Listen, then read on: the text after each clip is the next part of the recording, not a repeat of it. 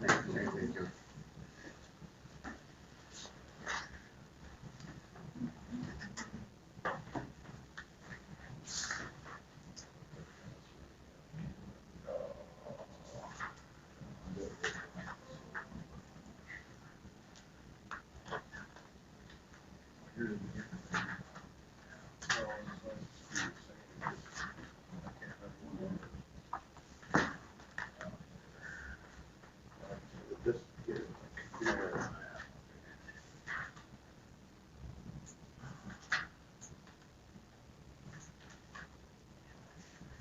I think we're ready.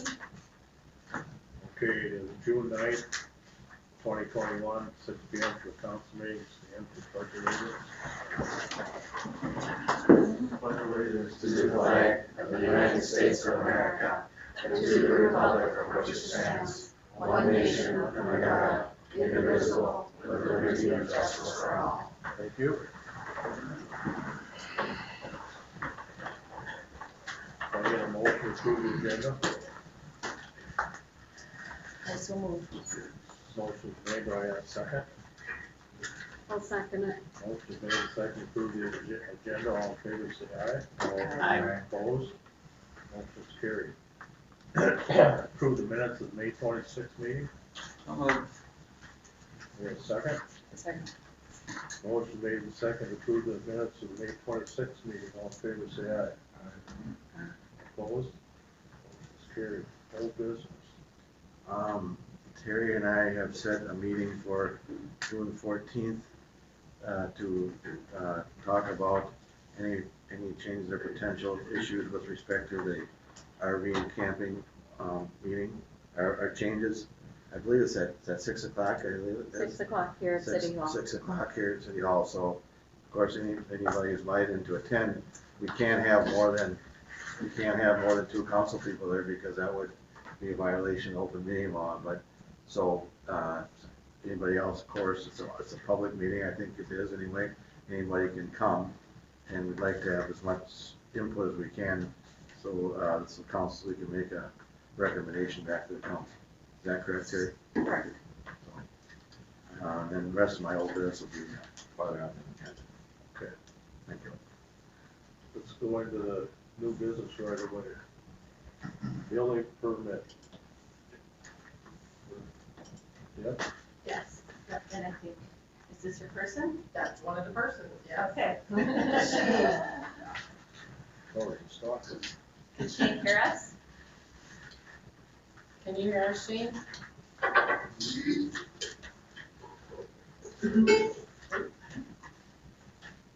Can you hear us?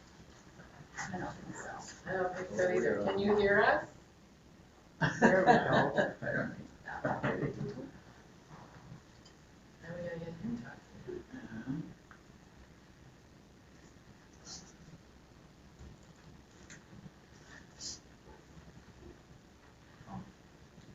Sounds like.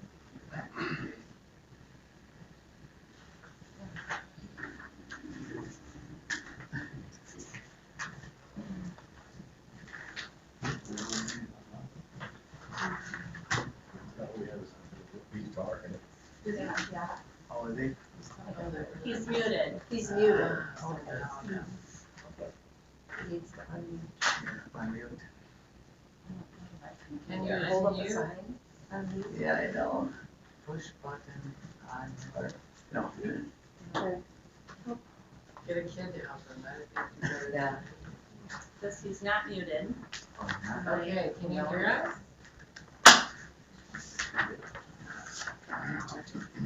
Where you at? There, they can hear you. We can hear his keyboards. I can hear your keyboard. There, I heard you. Can you hear us? I can hear everybody, I can't see anyone anymore. Oh. We can hear you, we can see you. Yeah. Sweet smile. Oh, the fun joys of technology. Exactly. You are here. Just want to talk about your project, or what do you want to do, Terry? What would you like to? Yeah. Explain to us what he. Okay, you wanna explain to them what this all entails for the solar system we want to install?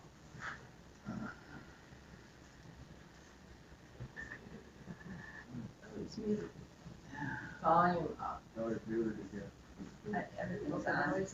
I'm sorry, I can't hear you all that well. Was that directed towards me? Yes, they're wondering if you can explain the project that we're going to do or we'd like to do. Okay, I'm having a hard time hearing you still. They want you to explain the project you're doing, sir, so the council can have a better understanding of it. So if you could just go ahead and start talking, okay? I got you. Not sure the exact project that we're looking at, but I can tell you a general idea of every project that we go through, if that is something that will help you guys understand a little bit better. Please. I got it. So typically when we find, when we go through a project, once it is sold, we do a site survey on the home.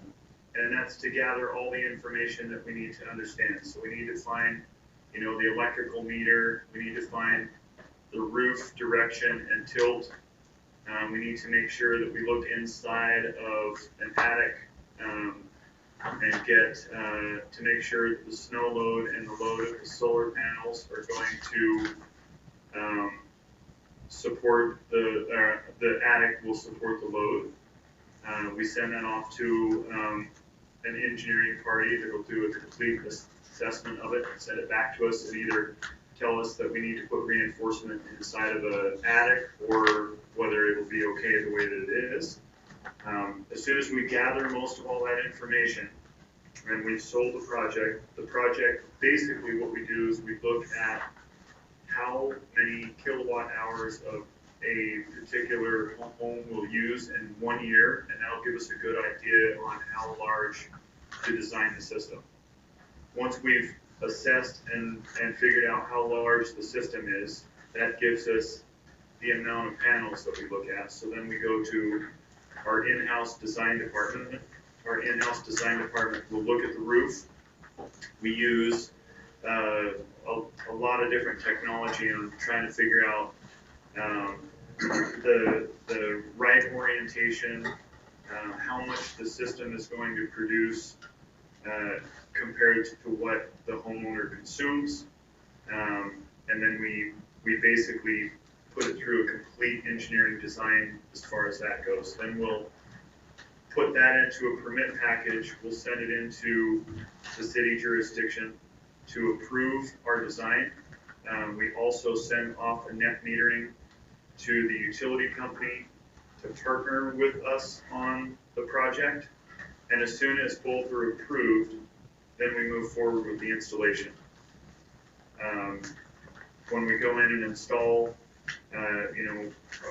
we have at least 2 electricians on every crew that are either in the apprentice program, and one is a little higher in the apprentice program. And then once everything's done, it's the job is looked over by the foreman to make sure everything's taken care of. And then we call in for an inspection. We need the city inspector to go over the project to make sure that we are up to code with everything. As far as the jurisdiction goes, whatever national electrical code that they're in at the moment. Right now, the newest one is the 2020. And then from there, as soon as we've passed inspection, we send that passed inspection back to the utility company. And the utility company has a certain amount of days that they have to come out and change the meter itself from a single direction meter to a bi-directional meter. And then as soon as that's done, we can turn the system on and we're finished.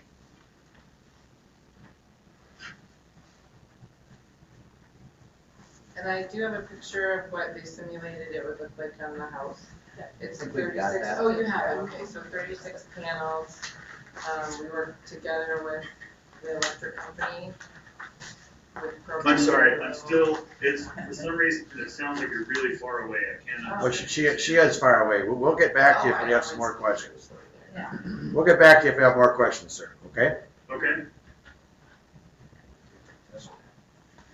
So you say there's 36 panels? 36 small panels, and I don't know if it says the dimensions of them on there, but they're a lot smaller than what I would know of for solar panels. They're, I think, 36 maybe by 18, I don't remember the number of any of us, I should have brought the original paperwork. But they look at how much sun exposure you have and how many panels you need to provide service for your home, plus have a little extra for a bank. So does that go with batteries in it? It doesn't have batteries, it's all solar, and then it would depend on the electricity company if we didn't provide enough with solar. That's why the buy meter is in there. So there's no storage, that's No, there's a, they call it banking, but Yeah. it's basically just storage. what it is. Yes. Anybody got any questions here? It all looked like it had been done right. I mean, following Yeah. all the regs and rules and, Yeah. so, I've been really impressed with the company and what they do to plan things, so it's been, a little longer deal than I thought it would be, but it's been very well planned. and good for storms and wind and, so, I thought it was pretty good. What, I do have some concerns. I did a lot of, research on it. And I know that typically right now we're using about 5% of solar panels in the US. So that's pretty insignificant amount, but looking at the solar panels and the kind that are being installed, they use a variety of chemicals to process this. So in that I found that there was hydrochloric acid, trichlorosilane gas, silicon waste, cadmium, nitrogen, trifluoride, sulfur, hexafluoride, which in and of itself on the panels when they make them are insignificant. Now, the risk of fire is low, but if there was a structure fire, there is enough off-gassing that would require the duty officer to be called to the fire department immediately because it's solar panels. There would have to be an evacuation plan because it's right across from the school. That is my biggest concern, that it's right across from the school because of the chemicals that are involved. Cadmium is a known carcinogen. I think we really have to look at this because we do not have a solar policy in town. And I know that in the past, somebody else had tried to do this previously, and the council had denied it. So although I think it looks good on paper, I think we need to look at it carefully. Can you speak, Shane, to the chemicals? You and the got, makeup? ma'am, Sorry. you could come up here and say here because that's our Here, speaker. we can move it. And that way he can hear you Okay, better, okay? Shane, can you speak to the chemicals in the panels and all of that? Can you hear me? I was right over the top. Yeah, I know you were, Yeah. yeah. I know. Here's your phone. Shane, can you hear me? yes, I can. Okay. The applicant would like to know, I guess my voice is better or worse, depending what perspective you have.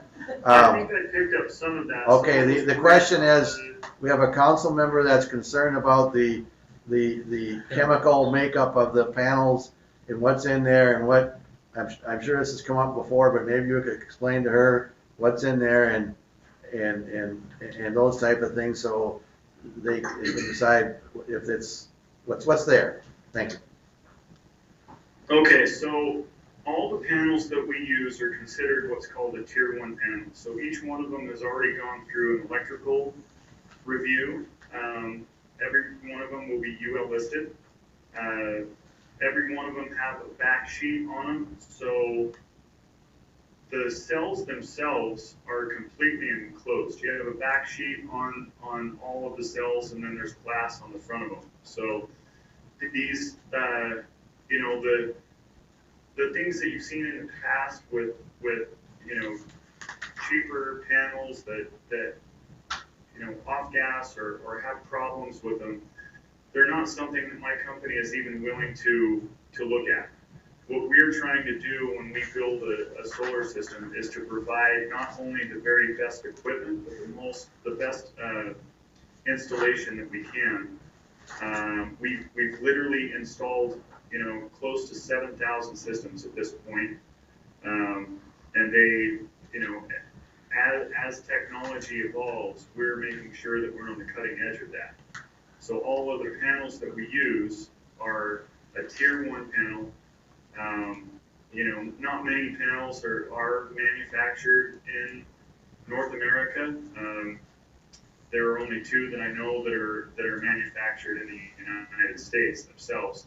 Most of the manufacturing is closer to where a lot of the mining comes from with silicon and different things like that. So we do bring our panels in from different manufacturing places, but if we're buying them through an electrical distributor.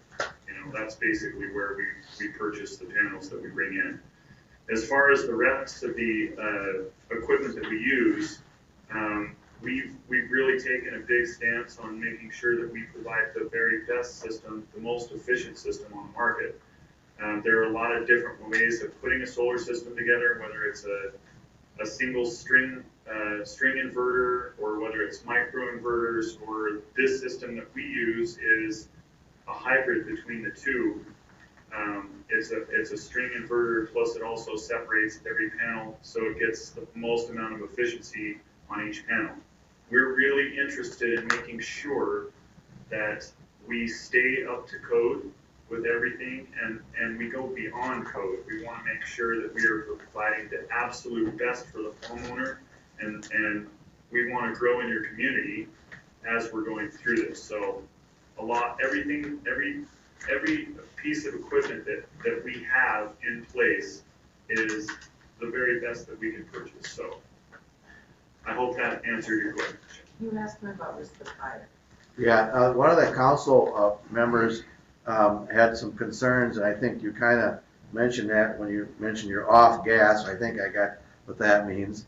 But one of the council member has concerns about fire, because we don't have any list. I don't think, I didn't see one, a list of components and the manufacturer. I'm not sure, I can't hear anybody Okay. now. All right, one of the council members had a question.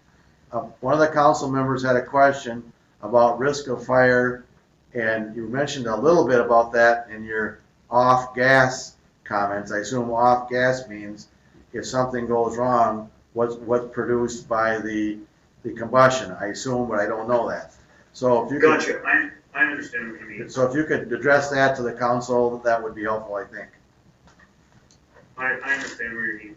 So the system itself, if there is a fire and the panels catch fire, you're looking, the material that's in it, there's not much material for it to, if a home were to burn, there's not much material for it to burn down. I guess that's what we're trying to accomplish with it, or trying to answer the question.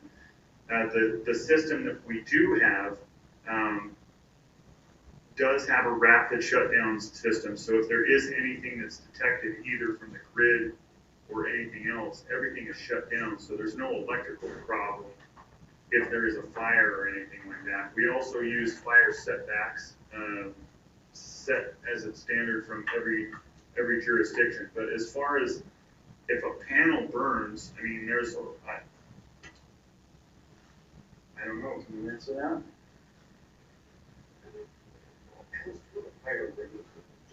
Yeah, every one of the panels that we use have a fire rating, and I can provide you the spec sheet from them.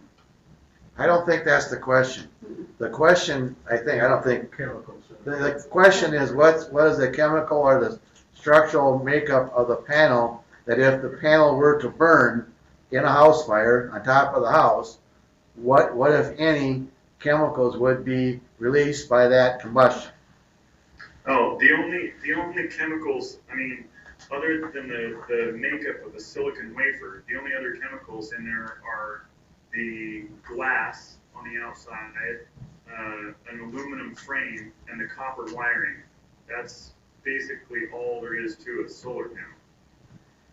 Then aren't the panels they're putting in up out at the new solar farm, they were considered tier 1. And that means that they don't have those chemicals. They're not made with those chemicals. I don't remember that. I asked that question. Oh, you did? Okay. Yeah, Oh. about it, about the burning and the fire department and, yeah, Oh, okay, I good. wrote about it. yeah, and they don't contain those chemicals. A tier 1 panel. The tier 1 panel doesn't name the chemicals? Doesn't, Contain. Doesn't contain the chemicals that they're concerned about if a fire were to occur. Oh, I got you, correct, yeah. I believe there's a standard, once it's sold into the United States, it needs to be a tier 1 panel for most jurisdictions.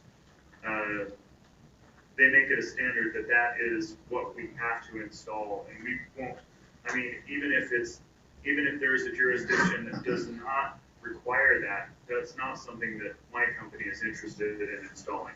Well, I guess that's we don't have an ordinance that says you gotta have tier 1, or we don't have, because That might be something that you wanna look into, that, when it comes to the permitting process, when you have other companies come in, I can just tell you what we do, we hold ourselves and our installers and our sales and everything to the highest standard. Sure. Not every company does this, I'll tell you that. But it can be something that you put into your permitting process, that it has to be a standard of the tier 1 panel, that there's certain, depending on how someone puts a system together, there's certain ways of doing the electrical, there just needs to be, depending on what electrical code the jurisdiction goes by, that's gonna really dictate the type of equipment that's used. Well, we don't have a separate jurisdictional code. It's all the Minnesota Uniform Building Code, and National. yeah, association. You Carrie knows about electrical stuff. It's under the National Fire Code. Yeah. Electrical. NFP. I have another question, as far as the decommissioning of the panels, do these panels become the property of the homeowner? And then are they responsible for, if they sell the house and the next owner, who's responsible for disposing of the panels or decommissioning the panels? So the panels that we use, the system that we're looking at, all of our, the longevity of the system will be 50 plus years, truthfully. All the panels that we use are a tier 1 panel, so they have a degradation rating out to 25 years, and they will still be producing 88% at 25 years. So really, we're looking at a 50 plus year system. But at that point, the system itself, when we put a system together for a homeowner, the homeowner now owns those panels. So if it comes to a new homeowner and the panels aren't working the way that they were supposed to be working, then yeah, it would be up to the homeowner to remove the system and recycle them the way that they need to be recycled at that point.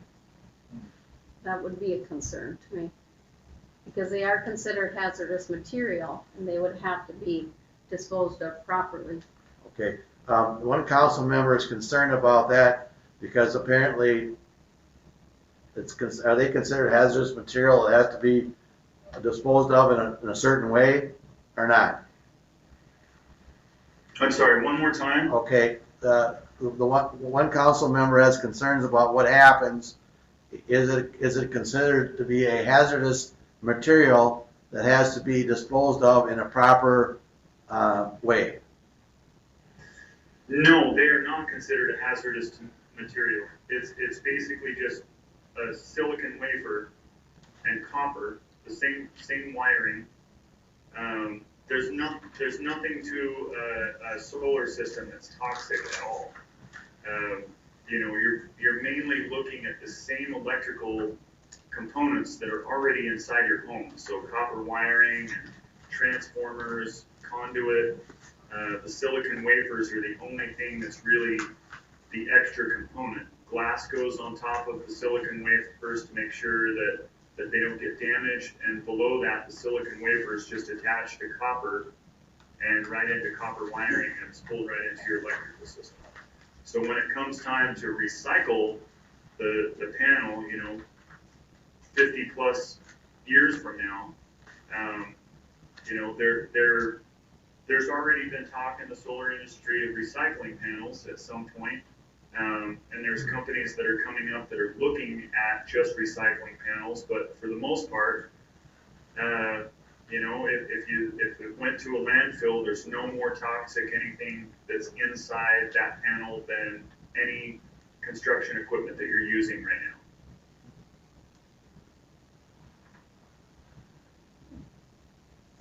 So waste management, would you take solar panels?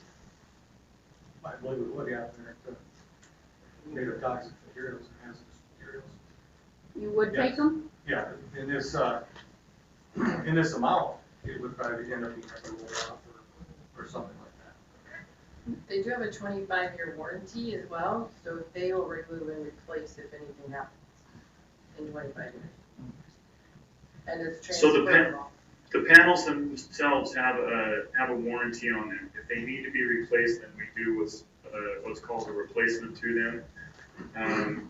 You know, we'll bring out a panel and replace that panel as part of the service end of things, and then we take care of it from there. Waste management at this point doesn't have, you know, there isn't a yes or a no on whether they take solar panels. Most of it can be recycled. It's aluminum, the glass can be recycled, the copper wiring can be recycled as well. Sounds like the one difference between our solar farm and this is the solar farm is gonna do the recycling and take the panels. They're And whereas going to here, it's gonna be commission the the owner's That was written- responsibility. That That was written in the into the- contract. into the conditional use permit that we gave to them. Yeah, so just, that's something you guys need to be aware of too, that, you know, it does need to be, or somebody buys the place, Yep, you it know, would be transferred to anyone that bought it, and that would have to go in the paperwork. and they'll have to know that if the panels have to come down or get, you know, get new ones or something, they have to do the recycling or the, disposing. Yeah. Any other questions?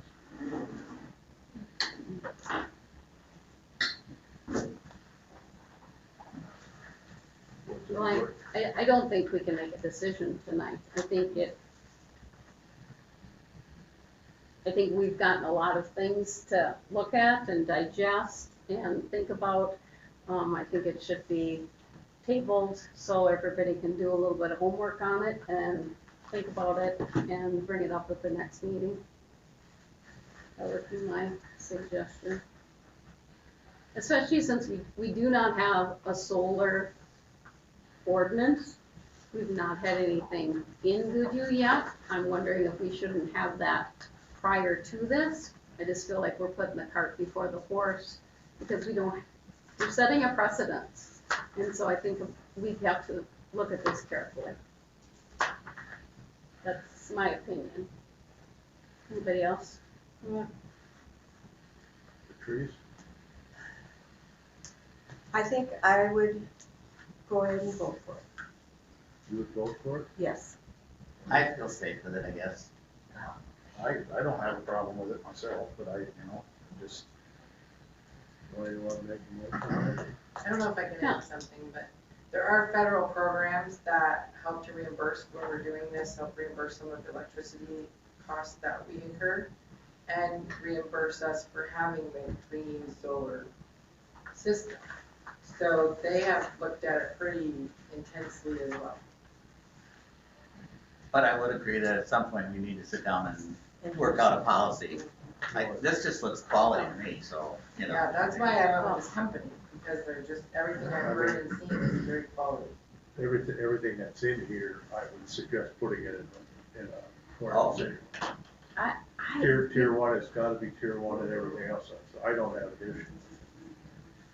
I just think, once again, as a city, here we are voting on something before we have a policy, and this is what has gotten us in trouble in the past.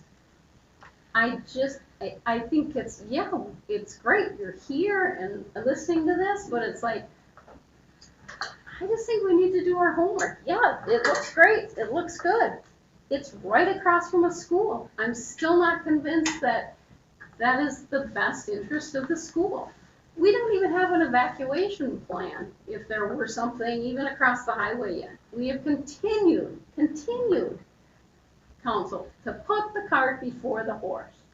Just because, well, I don't have a problem with it. Well, that's So, your that's my opinion, Your but opinion's your opinion, I'm, my opinion is my opinion. yeah, well, that's Okay, fine. that's what we have to look by. You got 5 people here, 4 people voting. And that's what we're gonna do. Okay. So if I get a motion, I make a motion to approve the application. do I have a second? I said, Motion has been made and seconded to approve the solar permit. All in favor, say aye. Aye. Opposed? Nay. 3 against 1. Let me ask you a question here. Yep. Do you wanna have an ordinance or not? I think we should draw it up there. I like what's in here. Well, I'm asking, so I got some Yeah. direction. Yep. Yes, yes. We're all in favor of that. That's almost a must, yeah. Is that considered a targeted ordinance? Where you do something and then you write an ordinance? There is I don't what know. is called a targeted ordinance.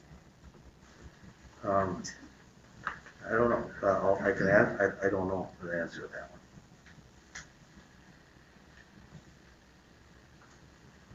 Well, let's keep moving on.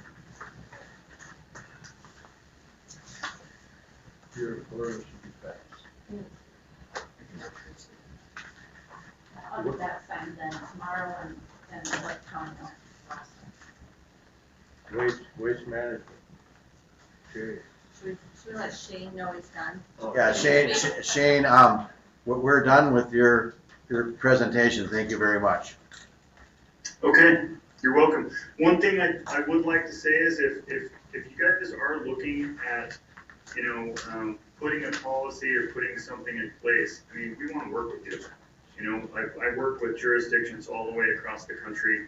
I see good things that keep people safe during projects. Some jurisdictions, it's different all the way across the country. I do agree that there needs to be, a fire safety plan as far as putting solar panels on top of a roof, thinking through stuff like that. And we would love to work with you all the way through to try and make sure that you guys feel comfortable with it coming in and working as far as that goes. I'd like to extend it. There, again, like I said, we try and stay on top of everything that we do and make sure that we're providing the best product that we can, but not every company out there is like that. So, And if we can help you guys kind of avoid some of the issues with some other companies or different things like that, I'd be more than happy to help you guys develop a plan as well. so Shane, could you send Lori your email? Could you? Absolutely. Yep. Yeah, so we have questions, we can get a hold of you? Yeah, let me make sure that I have, It's in the Zoom invite. oh, okay. Oh yeah, I've got it. I'll send you my email directly, and then any questions, anything beyond this meeting, anything that you guys need, please just reach out. Thank you. You're welcome. You guys have a good one. Yeah, thanks. Thanks. No, Mr. Mayor, members of the council, my name is Jamie, so I'm becoming a regular here, so I'm with Waste Management. Several weeks ago, I did send a draft copy of a contract with the current pricing for Countryside had. I do know before we get too far into the weeds that Lori was kind of to give me a heads up that the city actually has an ordinance in regards to. The state statute. We have statute. states, two things that we need to consider. Number one is the contract that we had with Countryside said is that it's not assignable to any party. If the company is sold or a majority of shares are sold, that contract is automatically expired.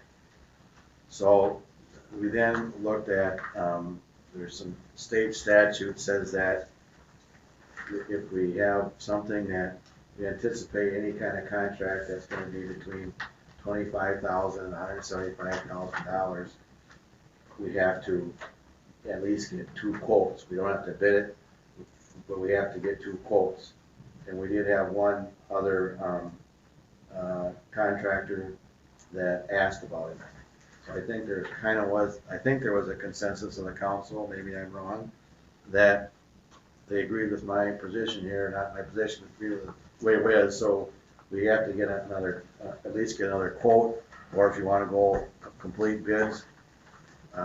We did not get that far, so I guess I would turn over to the council for what their wishes are. I have a question, can I ask? Yeah. If we went out to quotes, would Waste Management honor what we filled out here already? Or would you go and look at this We differently? would probably have to relook at it differently. I'm gonna be honest with you, what we did there was we were trying to honor the rest of the contract that was signed by Countryside. But, I will be honest with you, running it at those prices, we're actually operating at a loss with it. And that was part of the reason why Countryside came to us asking us. Well, and I understand that. I'm not in favor of the city council or the city citizens paying more for garbage, but we also can't violate the law. And if it costs the taxpayers or the users of the system, I just can't do anything about that. What we will put together, a very competitive response. But I guess the question is, does the council want to do this by bids? We will have to. You want to go by bids? Okay. So what we would do then, That's what we gotta ask these. well, okay, so does everybody understand the options? Right. We can just go get another quote from somebody, or we can just do a whole bid over again. And the way we've been doing it before, we've always went out for full bid. So, I feel we should, if that's what we're gonna do, we should do the same right from the start. Right, then that low price that we're in right now, locked in with the other company, won't be honored no more. No. That was till 2025. yep. But that's the way of everything states, if they go out of business or something like that. Yeah, I read it, I read it on He paper. wants to. Yeah, I have a question too. If we went out for bids and during the waiting process, would Waste Management continue to pick up our garbage? Until you get a Aside, long-term, absolutely. okay. It'll be the same thing. Okay. We're gonna leave the trash on the ground. Well, And didn't we get some bids of some We kind? got, No. no, those were from 2018. Oh, those And I was are just old. showing you what they came Oh, in at okay. 18 and who bid at that time. Okay, I didn't realize that. another question I have is what's the parameters of the bid? Are we gonna do 2 years, 5 years, 1 year? And I'd just soon not do it every year because it just leads to too much consternation. And I think Lori likes it when she develops a relationship with a carrier, because then she has, just there for continuity. The last one we did for 5 years was kind of at the request of Mr. not Steer, I want to say Steer, what was his name? The Countryside. George, yeah. To kind of a system, but that didn't work out. So I guess if you're gonna go to a bid, we should discuss how many years, and do we want the same service, just how many years? We've always put the bids up for 5 years, even back with Cannon Falls. Okay. so we didn't have to go through this all the time. And they can build in increases in their bids over the 5 years too, right? Yeah, Yeah. that's, They all do. Sure. and we wanna keep it the same exactly as we're doing, I assume, that means that the city, I mean, I don't know, maybe the gentleman from Waste Management, are we a little bit unique in that in the city pays the tipping fee? Yes, there are not many The- out there who approach that. Okay, Generally, it's the hauler handles the disposal and the service. okay. In addition, another question is, does the hauler usually do the billing on it then too, or does the city? That's the city's option. Some cities like to do the billing just because they can, how can I put this gently? They can add a little bit on to the, onto the end. Wow. To the resident. But we've got, I mean, it's probably about for us, anyway, just speaking Waste Management, it's probably about 70%. That's another thing, I mean, I don't know how you wanna consider that or not, do we wanna take the billing for garbage out of City Hall or not? Doesn't It wouldn't matter, I already am billing for water and sewer, okay, and added garbage is not an issue, and so, I mean, it isn't really for me that, other than, I guess I wouldn't be handling phone calls, you guys would handle your own issues with the customer. right, okay. That might be nice. What do you put it that way? Well, I mean, I just think there's some things we need to talk about before, you know. Yeah, I think we have to go with the 5-year bids on it. I would, my personal opinion on it is Lori's doing the billing already, that way we can keep pretty much track. We're losing money or gaining money on it, so we can adjust. That's how we do it now. Right, but they would handle their own price Yeah. then. What do you mean? Well, I mean, they would be billing the customer directly, so Right. we don't need to worry about adjusting the price then. No, but we can control the ultimate price at the end would be by the city. that- Yeah, that's- if we're doing it. that's You one want, thing. you want any price increases in the Is the resident at liberty to choose their own carriers? No, No, that's why we do it, to keep, One garbage. That makes total sense. Some people then wouldn't choose a carrier at all, Yeah. And your And garbage or. right, and then would use dumpsters. so I think we're gonna stay at 5 years in pretty much the same way we've been doing it. Is that a fair statement? it sounds right to you people. I like it that way. Okay, we'll put that together and put it in the paper and see what we get. Is the city ever, one more question, just to kind of reduce the cost of the residents.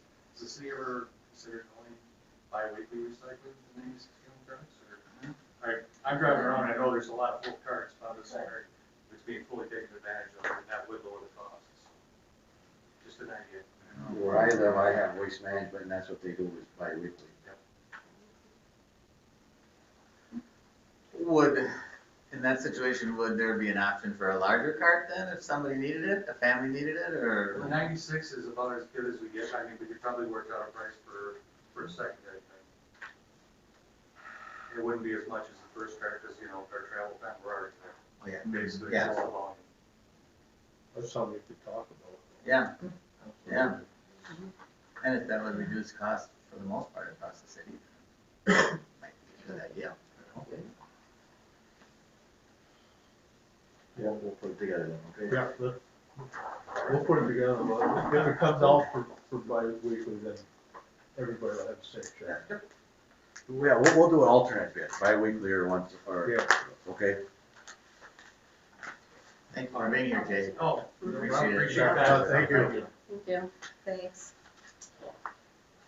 Monica, Yeah, hi. you're here in person.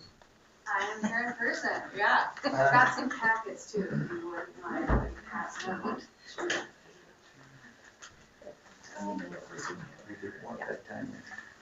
Thank you.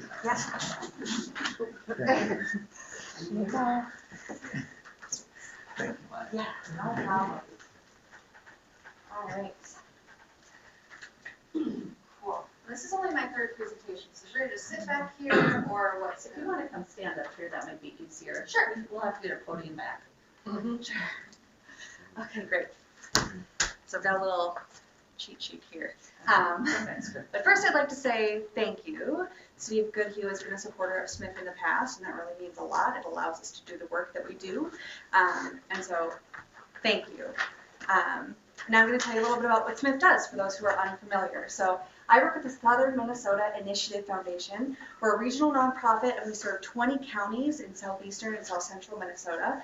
And the work that we do is really about focusing on keeping our communities strong and vibrant and empowered to do whatever y'all want to do. So we do that through 3 main focus areas: economic development, early childhood support, and community vitality. I'll be telling you about each of these programs shortly.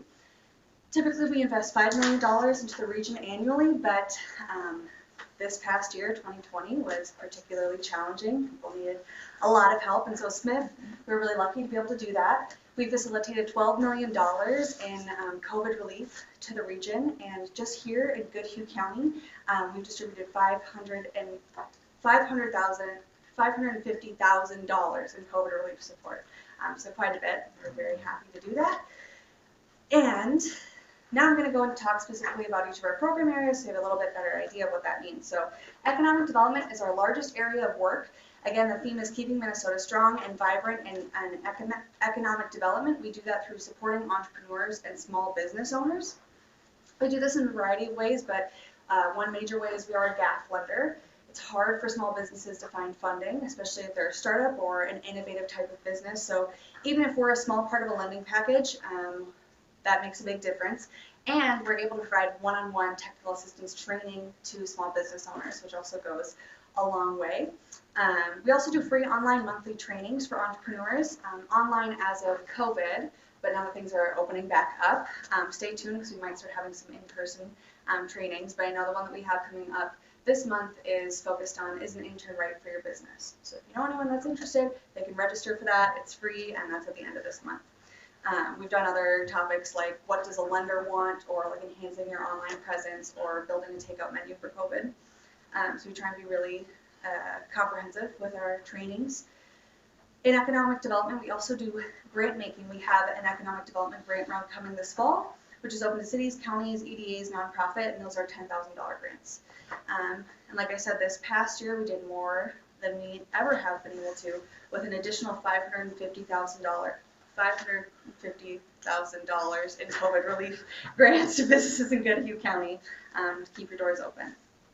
So that's economic development. Now we're going to move on to early childhood. And so our main goal here is to really keep our region vibrant through supporting early child care providers. We know that if a child is prepared when they're entering kindergarten, they have a much better chance of succeeding in school long term, and where that starts is in child care, right? So our focus is on supporting our providers, making sure our children have quality care options. You may know there's a statewide shortage of child care, and so that's where Smith sort of steps in to help those who are in the field stay, and to help those who are interested in entering the field, really empowering them with the tools that they need. One critical way that we do this is through free online trainings, which allow early child care providers to obtain necessary education credits in order to keep providing that really wonderful and important service. And we also have a consultant, Jeff Anderson, who will provide one-on-one technical assistance to any child care provider or city officials who need help. Just reach out to him, and he is wonderful and can answer your questions. And then we also do grant making in this space as well. Every year we provide over 20,000 books to children. Numbers are not my strong suit. 20,000 books to children annually in partnership with Abdo and Capstone. And in addition to our regular grant making, this past year we also were able to give $450 grants to child care providers throughout our region, and that totaled $11,250. So that's early child care, early childhood. We're focusing on supporting the providers. And last is community vitality, and that's really focused on supporting supporting the community. And our goal here is to keep dollars local, particularly philanthropic dollars local. We want people to invest in the communities that they're in, and so we do this by acting as the fiscal host for community initiatives, such as community foundations, really taking a lot of that really challenging paperwork that holds a lot of people back taking that on and just helping you do whatever you'd like to do in your communities. We also have small town grant program that's open right now. This year we have more dollars to grant than ever before. We have a really generous matching donor, and those are grants for $10,000 for communities under 10,000 in population. And this is an opportunity for projects that promote civic engagement or things you wouldn't otherwise be able to do with an extra $10,000. So I encourage you to look out for that and apply for that if there's anything you think of in your town that you'd really like to see happen. Yeah, so thank you again very much for supporting Smith in the past, and thank you for taking time to hear about the way we serve the region. I'm a little newer, so I might not know all the answers, but if you have any questions, I can try and answer them now. The $10,000 for Yeah. each town. Yeah. And that can be used for whatever is needed? Whatever as is- far as a Yeah. program, or what does it have to be? So we want it to be tied to something that it's not just like repainting a building. We want it to be something that's tied to like engaging the community in some sort of way. So examples of that in the past have been like refurbishing like a downtown front area to be like an incubator, or doing like a memorial, like Veterans Memorial Park project, like something like that.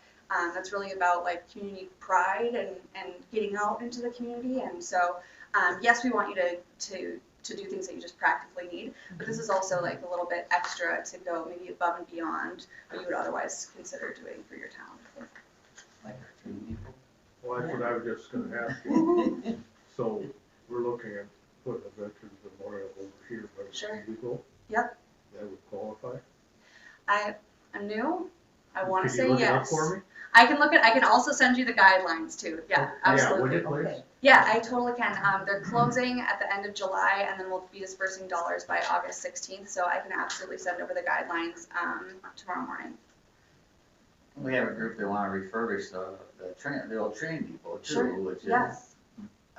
significant to the city, cause that's how the city started Historical, basically, and yeah. it's still in the same spot, and that kind of thing. Would that be something that maybe That sounds perfect, dollars yeah. would be? I mean, both of those sound like really great. I'm not the one who makes the decision, so I never want to say absolutely, because there is an application process. But those both, yeah. Would our CEDA rep be who would work with you on this? Yeah. That's We what I was have a gonna CEDA rep, ask. so. Who could help do the grant Be writing great after. Yeah. and Mhm. do the application process. Yeah, and we try and we've really been working, especially in these past couple of years, to make our grant applications more accessible. So it shouldn't be too much of a hassle to fill out, but if you have a CEDA person to work on it, that's wonderful help. So I just thought of it.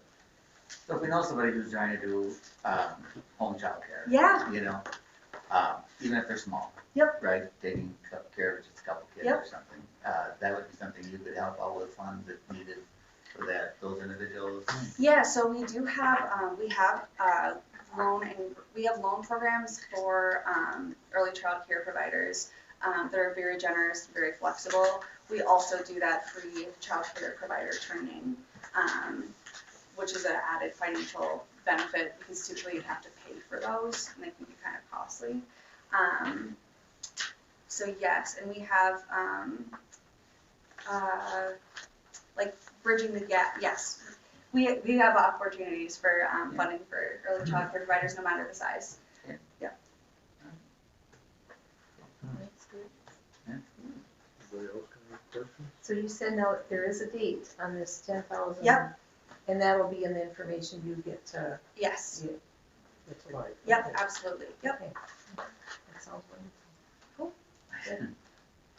Farmers market. Yeah. Would there be help for the farmers market? Yeah. Funds needed for something like that? Yep. Wow. Yeah, we're here You to, sound like we're an here to old help. child now. so. Right. We gotta look into this. Yeah. Well, your city donations have made it happen. Cities and counties are our largest supporters, and we are particularly sustainable. We were born out of the 1986 farming crisis because we have such a focus on endowed funds, which allows us to really, like during COVID, we don't shake. We're stable. We're here for the community, and that's because we've had communities invest in us and be able to provide what they'll need. So, yeah. Sounds very promising. Thank you very much. Thanks, Yeah, that's good. super. Anybody else got anything before she leaves? Thank you, Lois. Yeah, of course. I'll send over the Just didn't information. bring it up. Oh, perfect, I yes. don't know what page. Yeah, Oh, it's just 2 pages. yep, just 2 pages. I think on the bottom, it should, and our landing page for the website will give you a good amount. Okay, July 15th. Oop, not end of July, July 15th, glad you pulled that up. Yeah.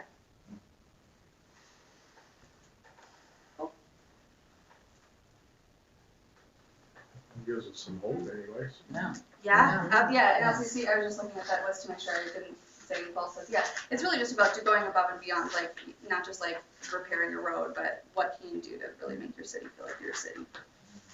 Thank you. Yeah, Thanks. Wonderful. Look forward to doing business with you. yeah. Thanks. Anything else? No. Cool. Sounds good. Thanks. Thank you. Okay, this next one, Swanson Heights Twin Homes, lots, covenants. There's an offer on the table to buy one of the lots already, but we have to have covenants before we can sell. So if there's anybody got any, you wanna go with what we have up there, you wanna add to it? Thank you. Now, you said there's an offer to buy a lot, is that included in, I thought there was somebody buying 2 lots earlier. Well, the one lot for a twin home. Okay. There's other lots up there that people looking at, so. Oh, This is a twin home lot, and it's the only ones we don't have covenants on yeah, We don't have covenants on any of that development, Not on, not on the, here. that. on Swanson Heights, third Third, edition, yeah. yeah, the third edition is what we want to put. and are we still making decisions, I'm sorry, did I interrupt? Well, the last time we talked about this, nothing was deemed as far as patio homes, twin homes, single-family homes. That hasn't even been fully decided yet, from my understanding. Is that correct, When Mr. we, Gorman? well, how about me answering it? When we decided to do this, it was for twin homes. That's what it was made for. Mhm. It didn't sell right away, so we had somebody come and say, single-family homes.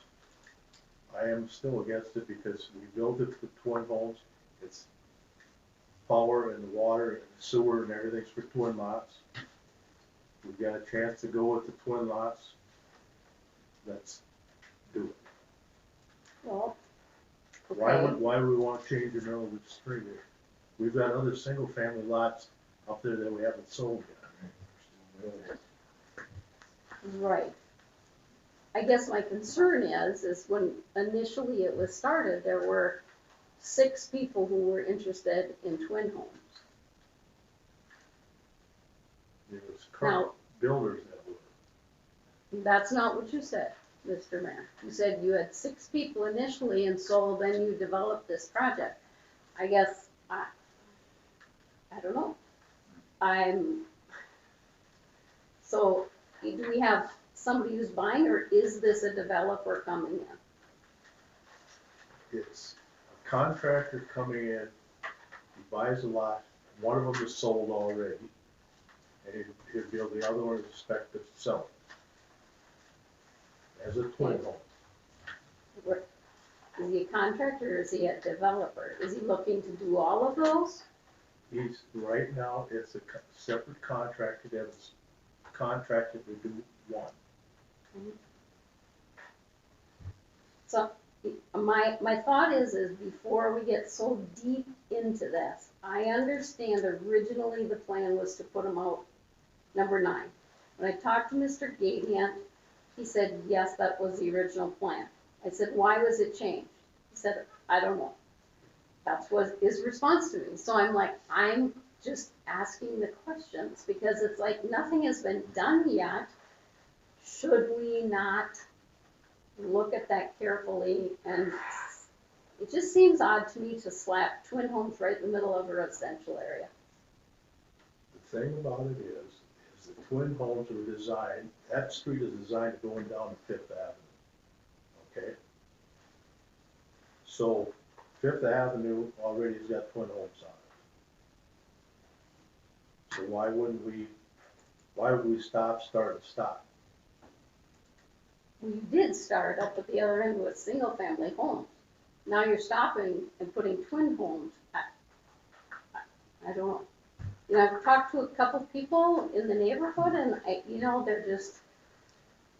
they're a little bit concerned about the value of the homes with twin homes going in, what that might do to the market value.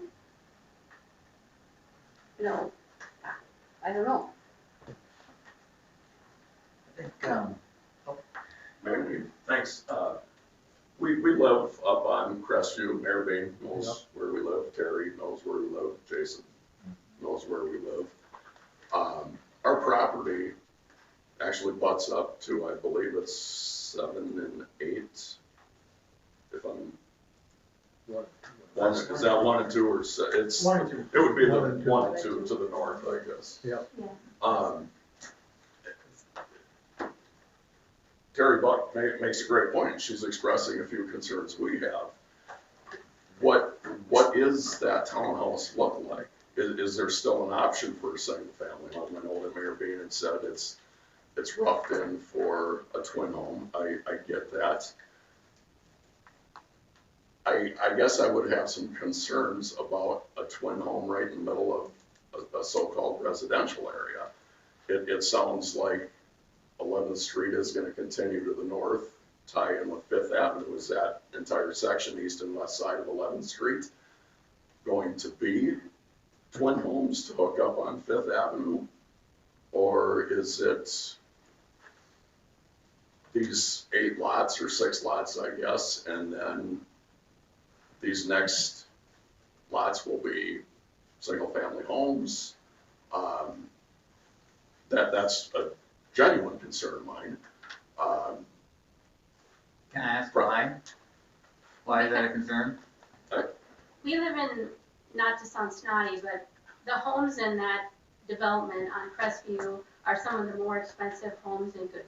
They're the newer homes as well as the other. And now this potential of building townhouses, that's gonna bring the value of those homes down.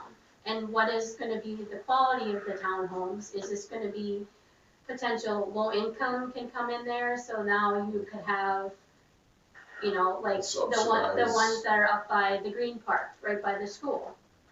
We'll have policies in place that's gonna make these homes not low income or low. I mean, do we have? Low value. Do I have we a have twin a- home right by my house. Yeah. I don't think it affects the value of my house at all. Twin homes are selling for $200,000-300,000 now. Have you checked those prices? Have you seen that? That's I for right have. now until the real estate market falls out. So, I don't know. I mean, I couldn't sell my house and move into a twin home and make any gain right now. So, I talked to several people in Rochester, the same situation, and I don't think they're gonna be cheap houses. We're not gonna allow cheap, Do you? low value Does the council have an idea of what that covenant price line is looking like? I mean, Well, it's just that's what we were gonna discuss tonight. Okay. But I wanna caution everybody. I don't like people using the word low income and all that kind of stuff. Let's stay away from that, cause that's not Understood. I don't think we want that label on anybody, okay? Plus the prices on the lots right now are $50,000, so there's not gonna be low income up there. No, I understand that. And we have the say in the setbacks and everything the way it looks. We wanna try to keep everything uniform, but you're saying, then when Crestview, or when the Swanson properties up there where you're at was built, it was originally, your area was the high end. You go right down below you, it's a little lower, and it gets down, it's a swing. So you're telling me that your land, because of the other people's are not as expensive homes, it cheapens your lot. Well, I'm not. No, telling anyone that's that. what I'm hearing. That's just a genuine So concern if as a you whole. put up a 200, well, it ain't even gonna be 200, it's gonna be $400,000 or $500,000 twin home up there. How's that gonna devalue your property? That's why we're having this discussion. Yeah, That's it's just not. one of our concerns. And like I said, is that kind of a master plan to bring twin homes all the way when, I assume When when, we originally started, it was to bring them all the way down to meet up with the ones down there. so, for sure, all right. I guess, I don't necessarily have a horse in this race, but you hear things in town, we have heard a couple of builders, developers, whatever I guess we're calling this individual. I assume it's the guy out of Rochester, I'm not gonna say a name, but have we looked at offering these, or maybe you have, I'm just asking, to local builders, local developers? We always have. We have never, when Swanson Heights on the, from Third Avenue up, we had a contractor that wanted to come in, or a builder, whatever you wanna call it. And I asked him point blank then, I said, what about local contractor? He says, we'll give them what the lots we don't want. That ain't happening. So if Mike Lorimer wants to put a twin home up there, he can do it. Dale Bennett did a lot down there, Joe Strauss did a lot. We're after the people that work around here. And I think that makes We are perfect sense. We are looking going down, Yeah. whoever in Rochester just put up cookie cutters and that, no. That's never been, and you can tell, it's never been discussed to do that. Oh, that's great, that makes me feel definitely better. But that's not who's on this existing contract potentially. Well, that's what we have to make, that's why I wanna make up tonight. Okay. I mean, it isn't sell it to McDonald's or whoever it's come down the last time, no, that's not it. We're trying to put covenants on here, so it's gotta be a certain way. It's got, we And can't buildings and everything else, I mean. we really can't discriminate against, No. I mean, we're not talking about that. But it seems to me we're talking about two issues, to bring it back to, are you gonna have twin homes on all 14 of these lots or not? And if that decision is made, then we go back to what covenants, if any, you're gonna have on the lots. That's what I think, that's what, in order for us to move ahead with the realtor and with the purchaser, that's what needs to be decided. And you don't have, and my one hybrid thing, I'm at the time that, one time we talked about twin homes on one side and not on the other side, that wasn't a goal for anybody really either, but you don't have to put the same covenants on each side of or the same restrictions or something on each side of the lot either. But it's designed that way, they were designed for twin homes. I don't know if it actually is a big deal to change it, but we gotta get it resolved, I guess that's the bottom line. I guess me personally as a homeowner, I would just soon look at a equal house down there versus a townhome. That's just me personally. I don't know if Terry has a conflict of interest with this. She obviously lives right there too. No, she doesn't have a conflict of interest if she had some financial interest in the outcome of the issue that's going to be discussed. She has no conflict of interest. So as a resident, I guess, of Crestview Court, I would just soon look at a. So why didn't you come before we started building this and say that was your concern? We didn't know. We didn't They really were know. advertised that we were putting twin homes up there for a long time.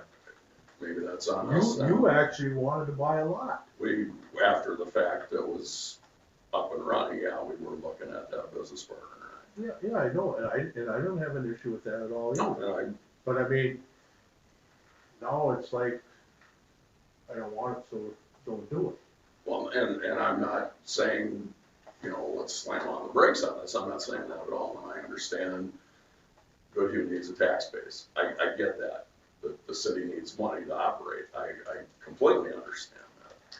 I'm just saying, again, as a resident of Goodhue Court, or Crestview Court, I would prefer to look at a house versus a twin home.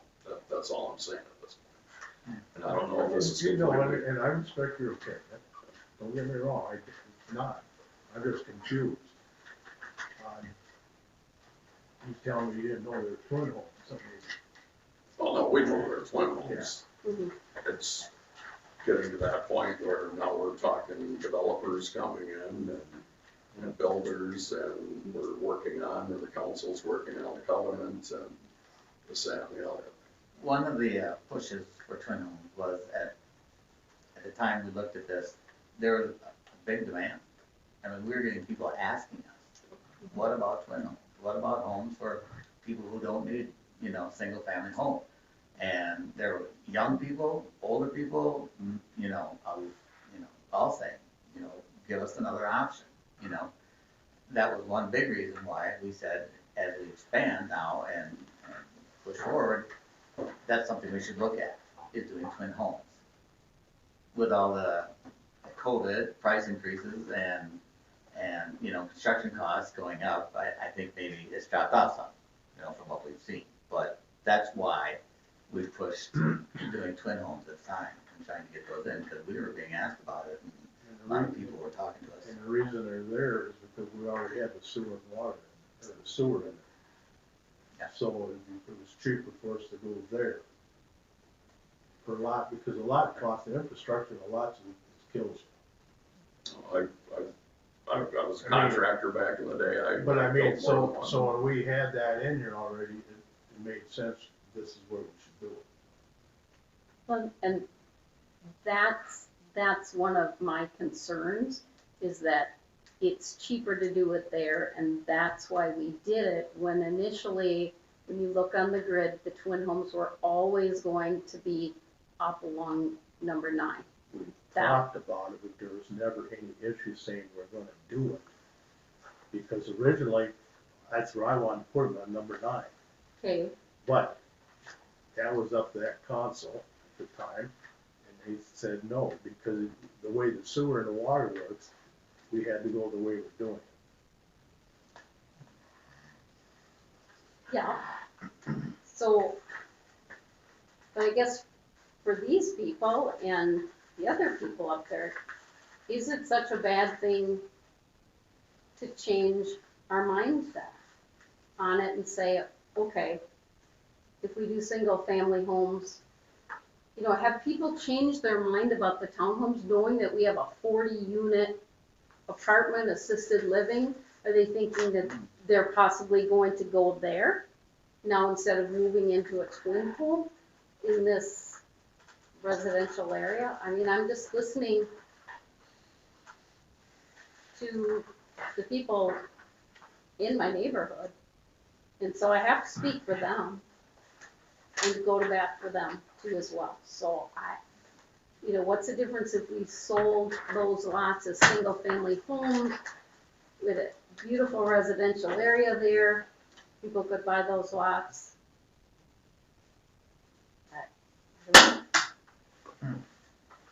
So, what would you do if we built from just down to Fifth Street on that there, is there gonna be anybody up there that's gonna have a problem with houses back there? Where are you talking about? The land we just bought Right. from Frederickson, Behind, right right behind, there. right in there.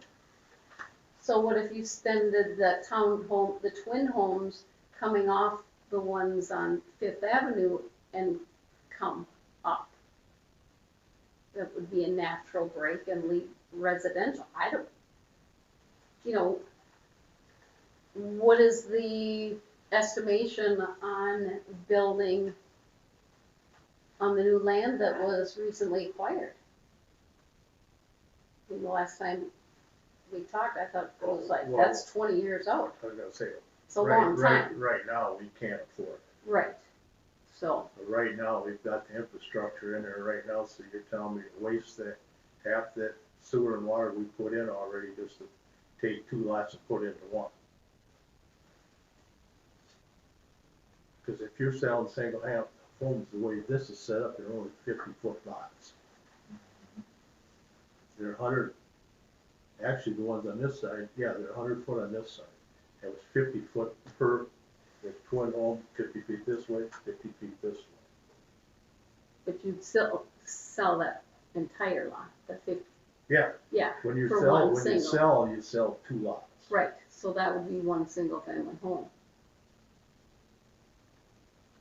Yes, we So would that- lose tax revenue base, but in the You're- long run, You're wasting a lot of money that we put in the ground too. Almost half of what we spent up there.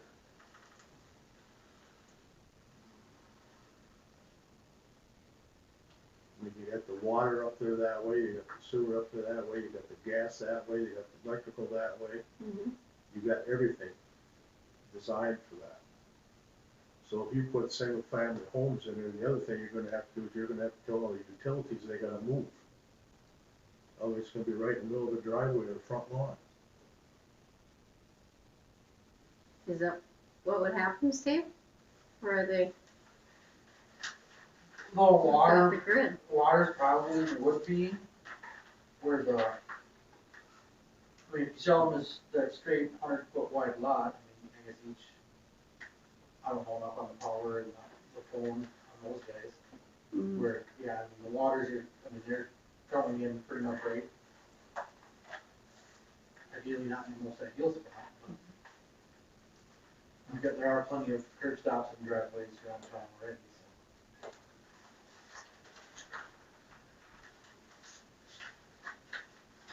So are you saying it's a big deal or it's not a big deal? On the water side of things, not really, I mean, everyone's gonna have, if you would make it a single family home, you're gonna have 2 curb stops in your yard, where you are at risk of, you can use one, but the other one could start leaking someday, and then that's, added cost to a homeowner then. Where sewer's all capped already, so it's not a big deal on that side of it. How many people were interested, did we have interest in buying a single family? Because that did come up, didn't it? They come Why? up down here on the other end, is where we're selling them. There's nobody that come up to me and ask for a single family home up there on that. I think that was just maybe brought up. It was, As- it was, as an it was brought up as we were alternative, just talking, trying yeah, to- that's the only time it was ever brought up. Okay. Well, I thought somebody came and expressed and said, would we consider selling a lot I have as no a names- single I have family? no names on that. I think somebody did though, because we were talking about, maybe letting them buy 2 lots someplace else, and we didn't want to do that, and they asked about buying something down there. Don't quote me on it, but I think we did have some discussions like that. Kind of remember Yeah. something. Mhm. The only thing I remember down there is when we turned around and they weren't sold right away, maybe we should put single family homes in there, and that's not right. I mean, that's, I thought you on that too, because it's just, we put all this infrastructure in, we spent how many hundreds of thousands of dollars to do it, and now they're gonna take half of that away. But you would still recoup that by Where would selling you the recoup lots. the stuff you've already got in the ground? Well, but you're charging $50,000 per lot. We need to recoup $350,000, correct? A little more than that, yeah. Okay, so by the sale of that at 50,000, how many lots do we have? We would recoup our 350,000. Whether we divide it in half or not, so.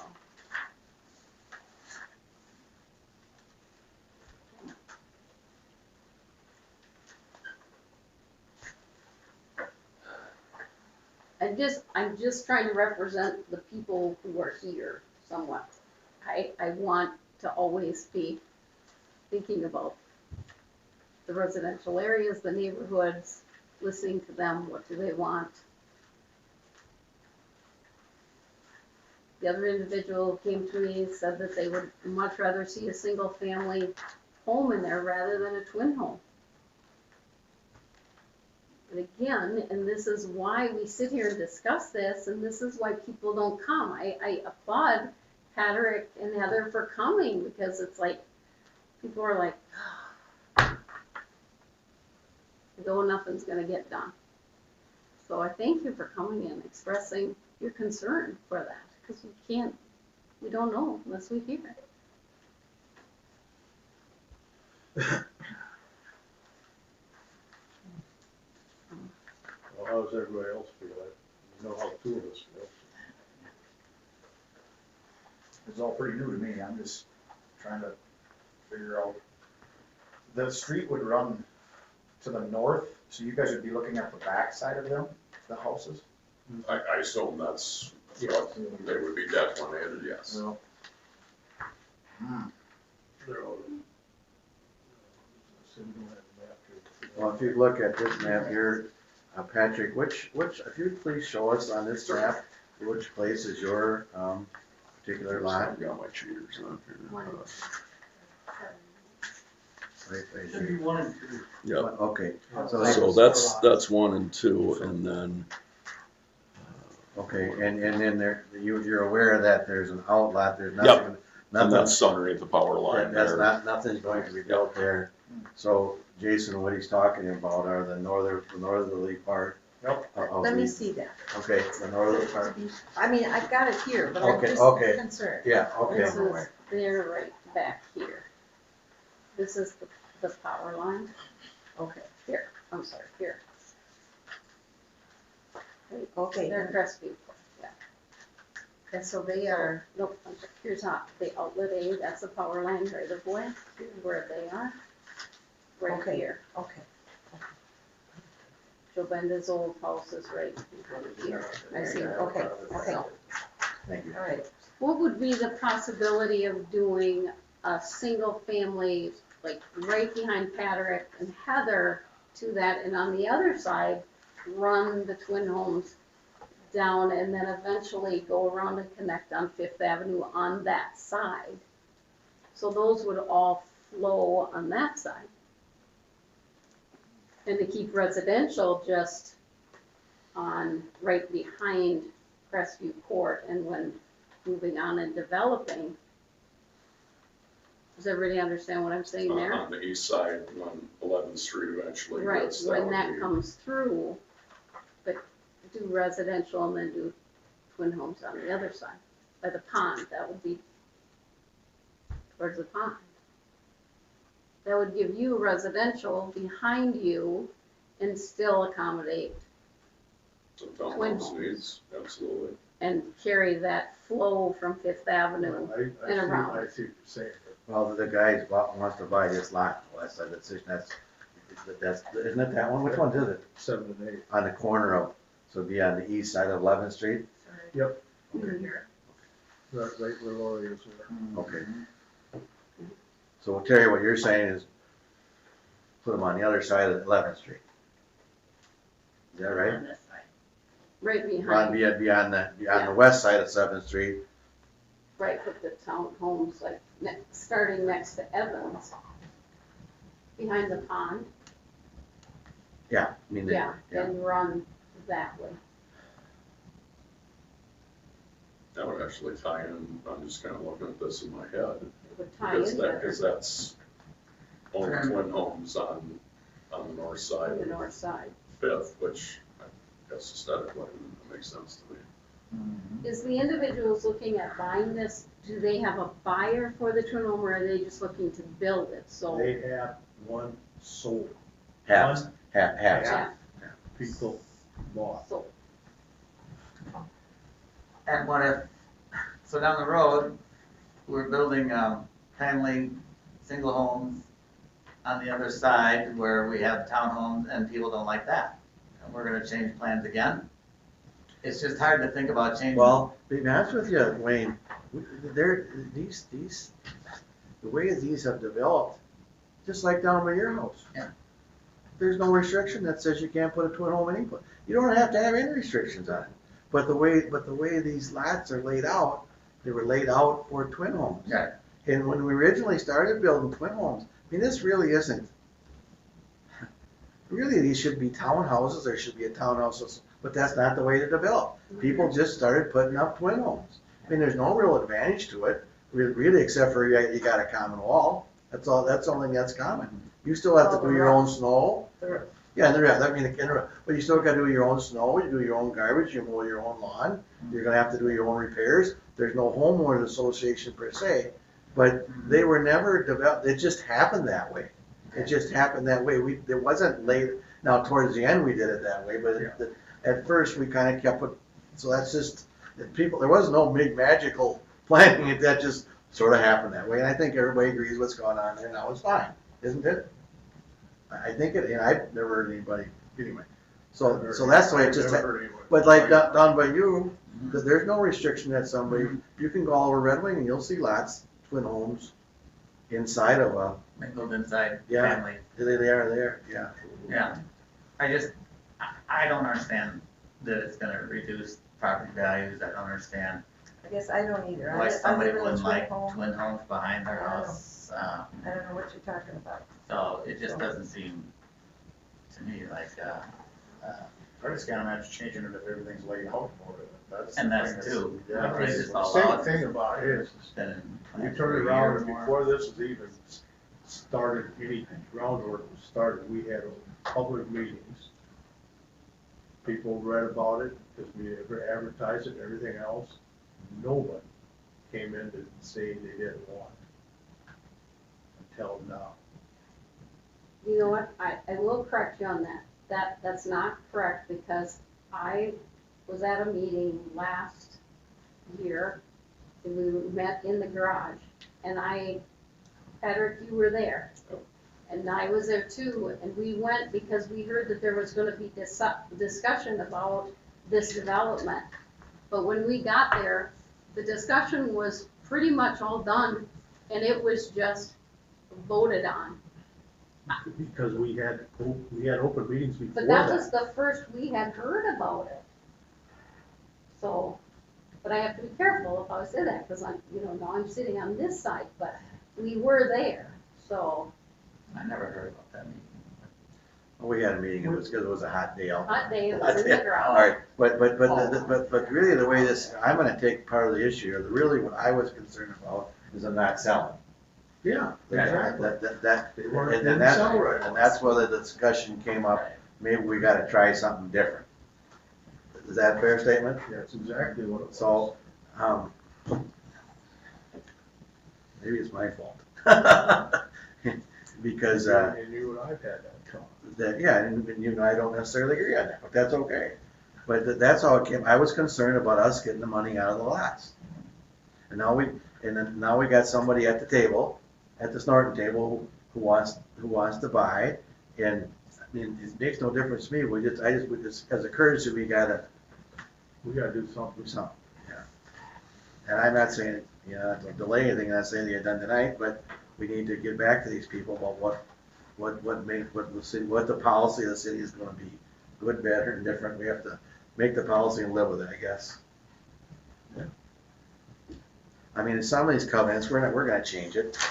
I mean, some of the covenants are, not to change, 210 is not enough. We got, and that's what, these are old, we have to put that higher. I don't think you're gonna allow wood stoves out there, are you? Outside wood burning stove? Are we gonna allow campers? Campers technically aren't allowed. I don't know what we're gonna do there. Those are some things that we gotta be done in 1 year, and all these other things, and so, but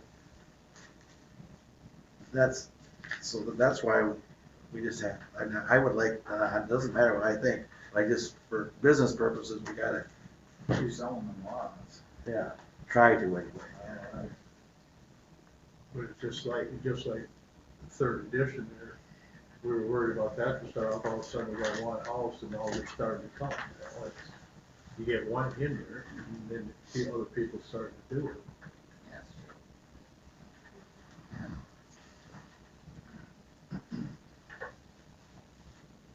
Would it be an option to write covenants as normal and basically they choose what they put on their homes. Yes. I mean, I'm just trying to. I mean, you could, help like, move- kinda like I what mean, Wayne, They have to have the understanding, I mean. that this if could They happen. have to move, you know, if a transformer, if anything like that, I mean, that can be. Well, I mean, it's cost just they like, incur. just like Wayne said, not Wayne, what? Like, he said that, I was thinking of Wayne Gates, sorry about that. Just like, he's got one right next to his house. You have one. Yeah. And the theory, but the way these lots are set up, they really are set up that way. But I was thinking that the council was either gonna go one way or the other, not have them intermix, but maybe you wanna do that too. That's not, that's not, that's a policy question. Yeah, that is something, yeah. Where I understand the, having your inflow and look nice, but yet, I mean, you still want, you don't want the cookie cutter. Someone wants to put up a tall home. Just an idea. I'll be quiet. Bad thinking.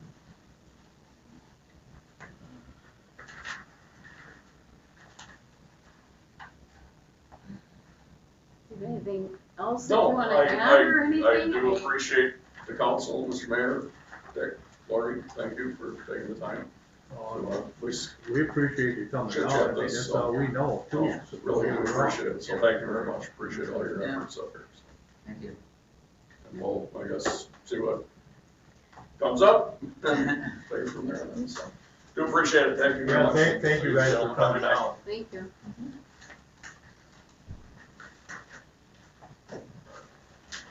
Okay.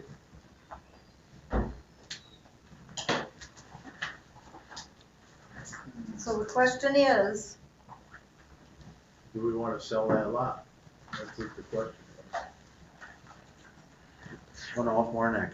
Well, yeah, plus the covenant. Because there's two things, I got this plat, once I record this plat is laid out as twin homes.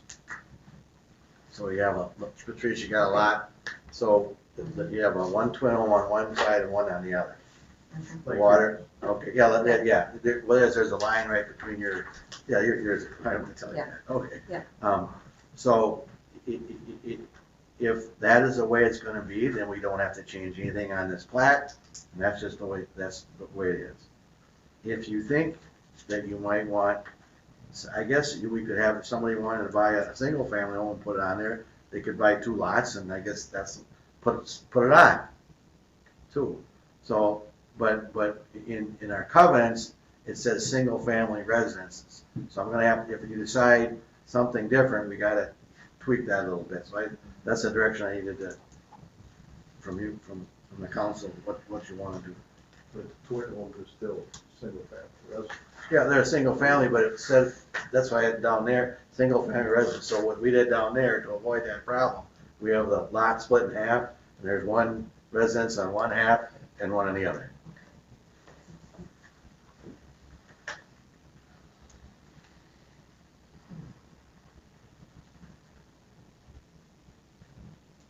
So how does everybody feel?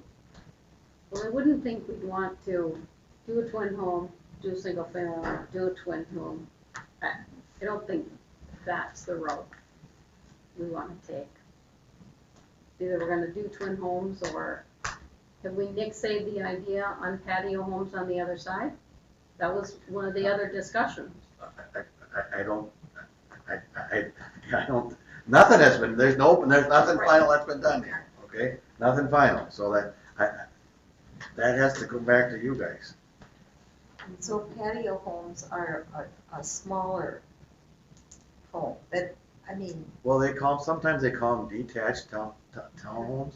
Basically, they're slab on grade type of construction, and they tend to be maybe a little bit smaller, but maybe a little bit higher, Yeah, they're more narrow And, yeah.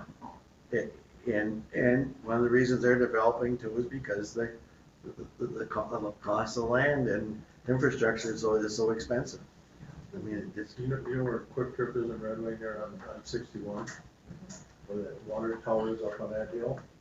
you went up there, you'd see that's what they are. They're all real narrow, 2 to 3 stories. And I think they're all slab on grade construction.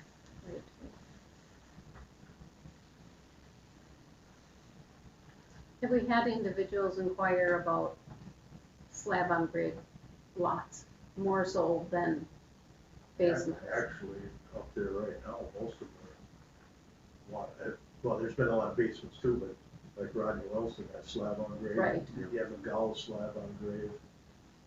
Right. Oh, really? Yeah. Yeah. There's another one I thought too, So are there other people who have been interested in theirs, because some of those lots can't be, correct? No, I think Or it's just a matter of how many. well, it's just about you fill- wanna spend. I How mean, much what you fill you wanna, want. yeah. I mean, Rodney had to bring in quite a bit of fill to raise that up. Yeah, that wasn't the most ideal lot for a slab on but no, grade, it wasn't. but the, Right. Yeah, Evan, Rich Evans is slab on grade. oh, Rich Evans, oh, I think Evans, no, I got the wrong area. No, they both are. They both are, Oh, okay. so.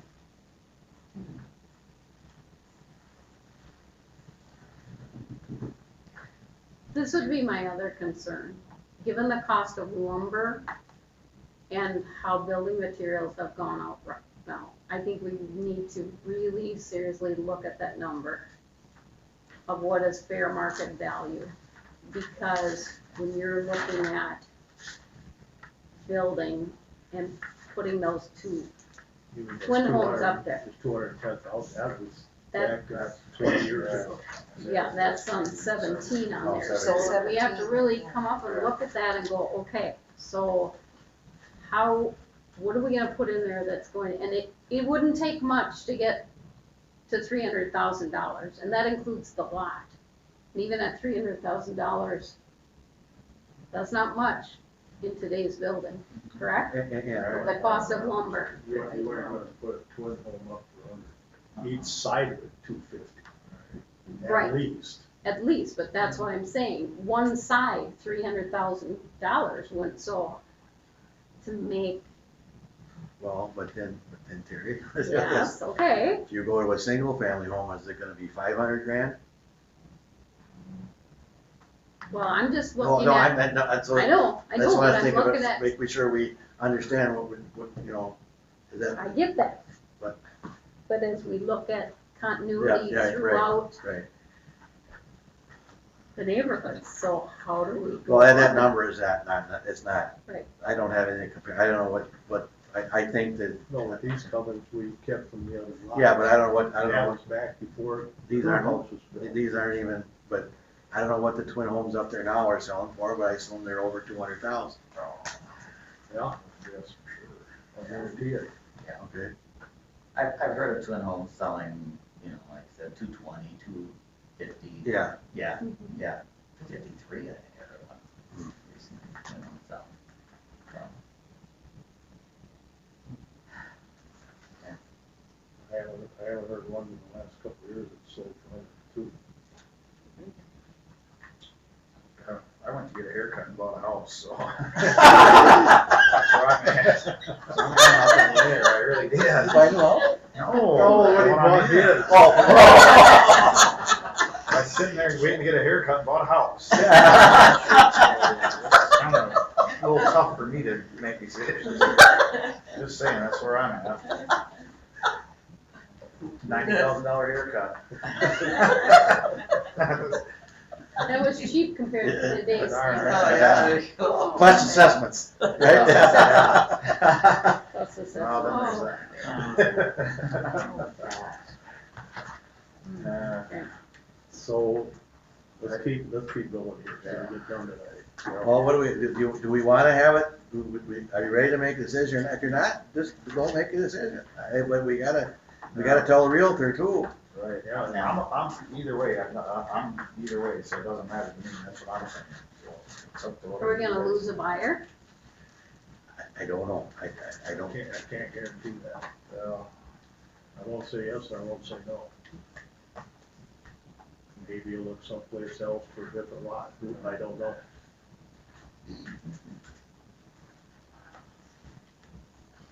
I think you know, like I said, I don't see changing what we've done, and I don't see changing for any of the reasons I've heard, I guess.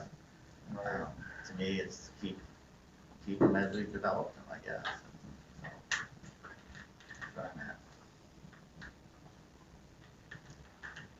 How do you feel, Patrice? I'm sorry, but I just going down the road. Well, I don't know. I think if the quality of the townhomes is good, shouldn't be a problem. And They all look nice in there, I mean, it's. I would go with it, the way it's set. I would agree to go with the way it is myself, but that's. If it's, if, for But you don't- sure, you the don't- builder, You don't wanna put a cheap home in it. We can't let that happen. okay. I agree with that. I mean, I agree 100% with Terry, that price has gotta get raised.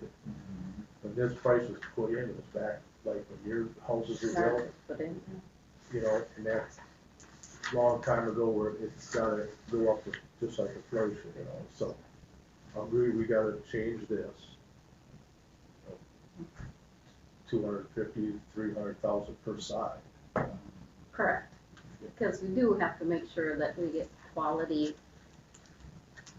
homes in there Right. that are, Absolutely. they're I agree. compatible in comparison to what is in there. I'll agree with Absolutely. that too, Yeah. And given the market right now and the cost of lumber, and granted, yes, there's no guarantees that things aren't gonna crash, but I think we've gotta at least do that. Do you wanna suggest a number, or I don't think 250 is even enough. What do you got? I just threw it out there, it's right here. Well, I don't have a number, I don't know. Well, if you're paying $50,000 for a lot, that means you're down to $200,000 for the construction. And I mean, at the time that those lots were sold, they were 25,000 or something like that. I don't know. I think you almost got to be between 250 and 275 at a minimum. I was thinking even a little higher. Okay, well, I'm just throwing that number out, but I mean, there's no 'cause we're scientific. talking each side, right? Yeah. Yeah, so, and that's fair market value Well, for, here's what it says. The minimum fair market value with improvements shall be blank as determined by the Goodhue County Assessor's Office. A copy of the building application must be submitted to the City of Goodhue prior to approval of building permit indicating the proposed value of the home. And that's what we have done before. We haven't run into it because they're so expensive, everything, and the reason this was originally put in before was so that we had enough money the first project was to pay back, we had a tax increment project, and we wanted to have houses that were expensive enough to pay back the tax increment. Now but now it's become more of a protection issue with respect to everybody's property, I think. Yeah, you don't want a $500,000 home sitting here with 130, 40,000 sitting alongside, that's what you don't want. Well, we don't want moved in houses, we don't want somebody to move in a twin home, do we? No, no, Not, it could happen, I mean, it could happen, but it's not that way. we had somebody that wanted to move houses in there, and Swanson number one of them. There's absolutely no moving houses in there, it's all stick, right? And where it landed is perfect. Yeah. It's perfect where it is. Yeah, I'll agree with Yeah. you. so we need to take into consideration the lumber prices now, although that'll change, I mean, so can this be Can- changed? No, once it's in, once so the minimum is in, it's in. it's in. Once it's recorded.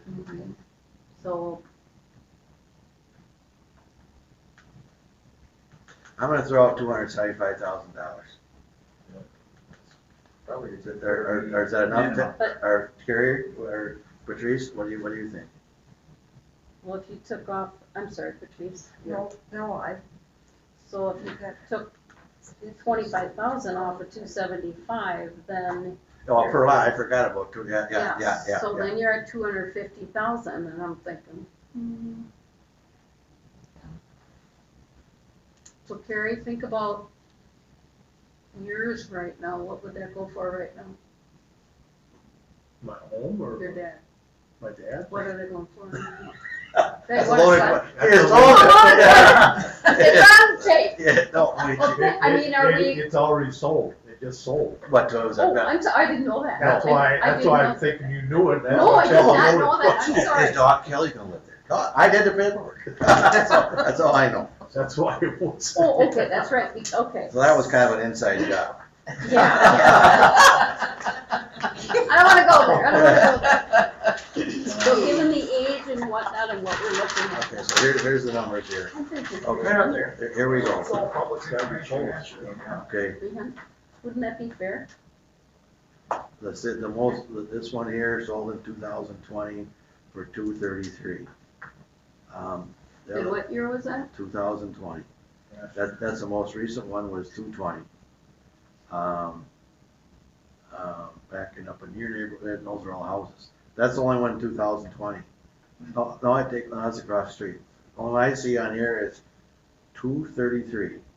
That's 818 Fifth Avenue. Looks like it's maybe a couple, that's Joe Bennett. No. Okay. There's a couple of townhomes on there. No, Not in the 2020. yeah, 2020. They're the ones I up bet there. Joe put a lot of money into that thing. I don't know what year blue is, but. Right, you get, so with Yeah. that. And that, though, 19 is, I take it, I am wrong. One of them was 4620 was 200,000, the other one was 233, and blue 162. This one in the 162, the other one was 2020, or 19 on the one on the way in, sold for 202. And then the one that's a little bit lower priced, that one was slab on grade. Slab Oh, on right. grade. The other ones that are They more got are the basement? ones with basement. The ones I with see. basements are all over 200,000. Thanks, Steve. Well, We need him here I every just meeting. think if we said 300,000 minus the lot, then we're looking at 275 building materials with what's going in there. I would rather.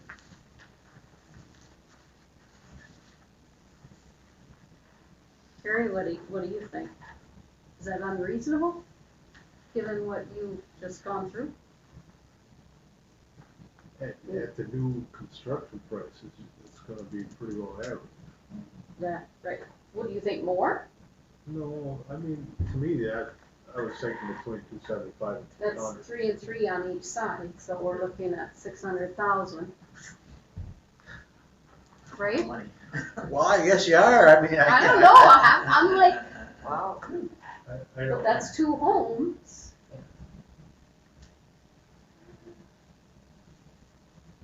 If we're gonna do it, we wanna make sure we do it right and put a lot of thought into it, so. We could change it, 75% of the property owners can get together and change a covenant. They can. And, you know, obviously, we're gonna own more than 75% for a number of years now. So, so we could, we could change it if. prices all set crash. If the market Yeah, crashes. yes, that's what that's what the covenants say before, is 75% of the people who own the lots. Okay. Okay.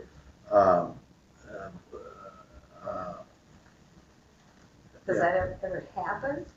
I mean, Yeah, we did do that. Really? We did do that when the first did the first Frederickson, or the first Buchholz edition. That was not lined up for twin homes.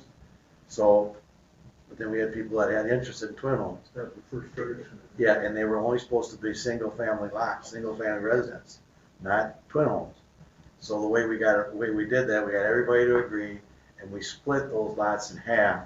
So we got a 0 lot line. So, but I went back and everybody agreed to that change. That's what we did on there. So change does happen. Well, yeah, but everybody had, There's probably a little muscle in there. Uh-huh. Okay, well, let me say, I'll just read it to you. These covenants run with the land and are binding on all parties.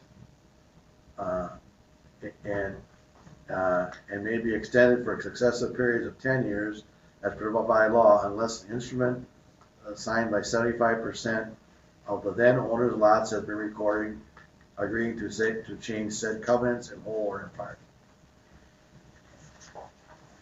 And it has been done. So Once. once, yeah. We've changed the covenants. No, but not after, Each time we put an addition in, we learn something. but we haven't changed them when after they've been recorded, Yeah, right. except for that one time.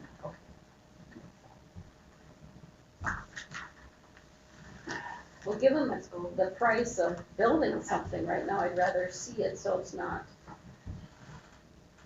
Can we split the difference, 275 and 300? You know, would that be a thought? Go with 285, Well, you know? anywhere right in the middle of the fair.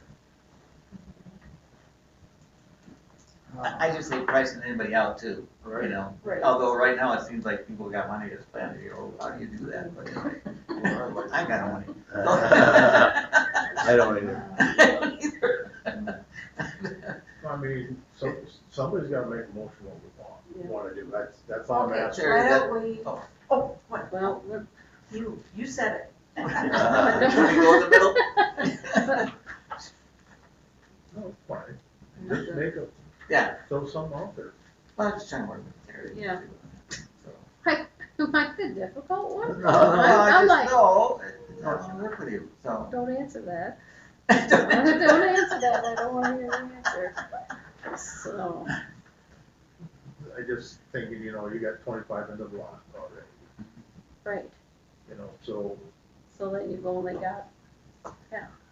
What can you get for $275,000 right now? Nothing. I 275. mean, not new construction. Not new Or construction. even fairly new.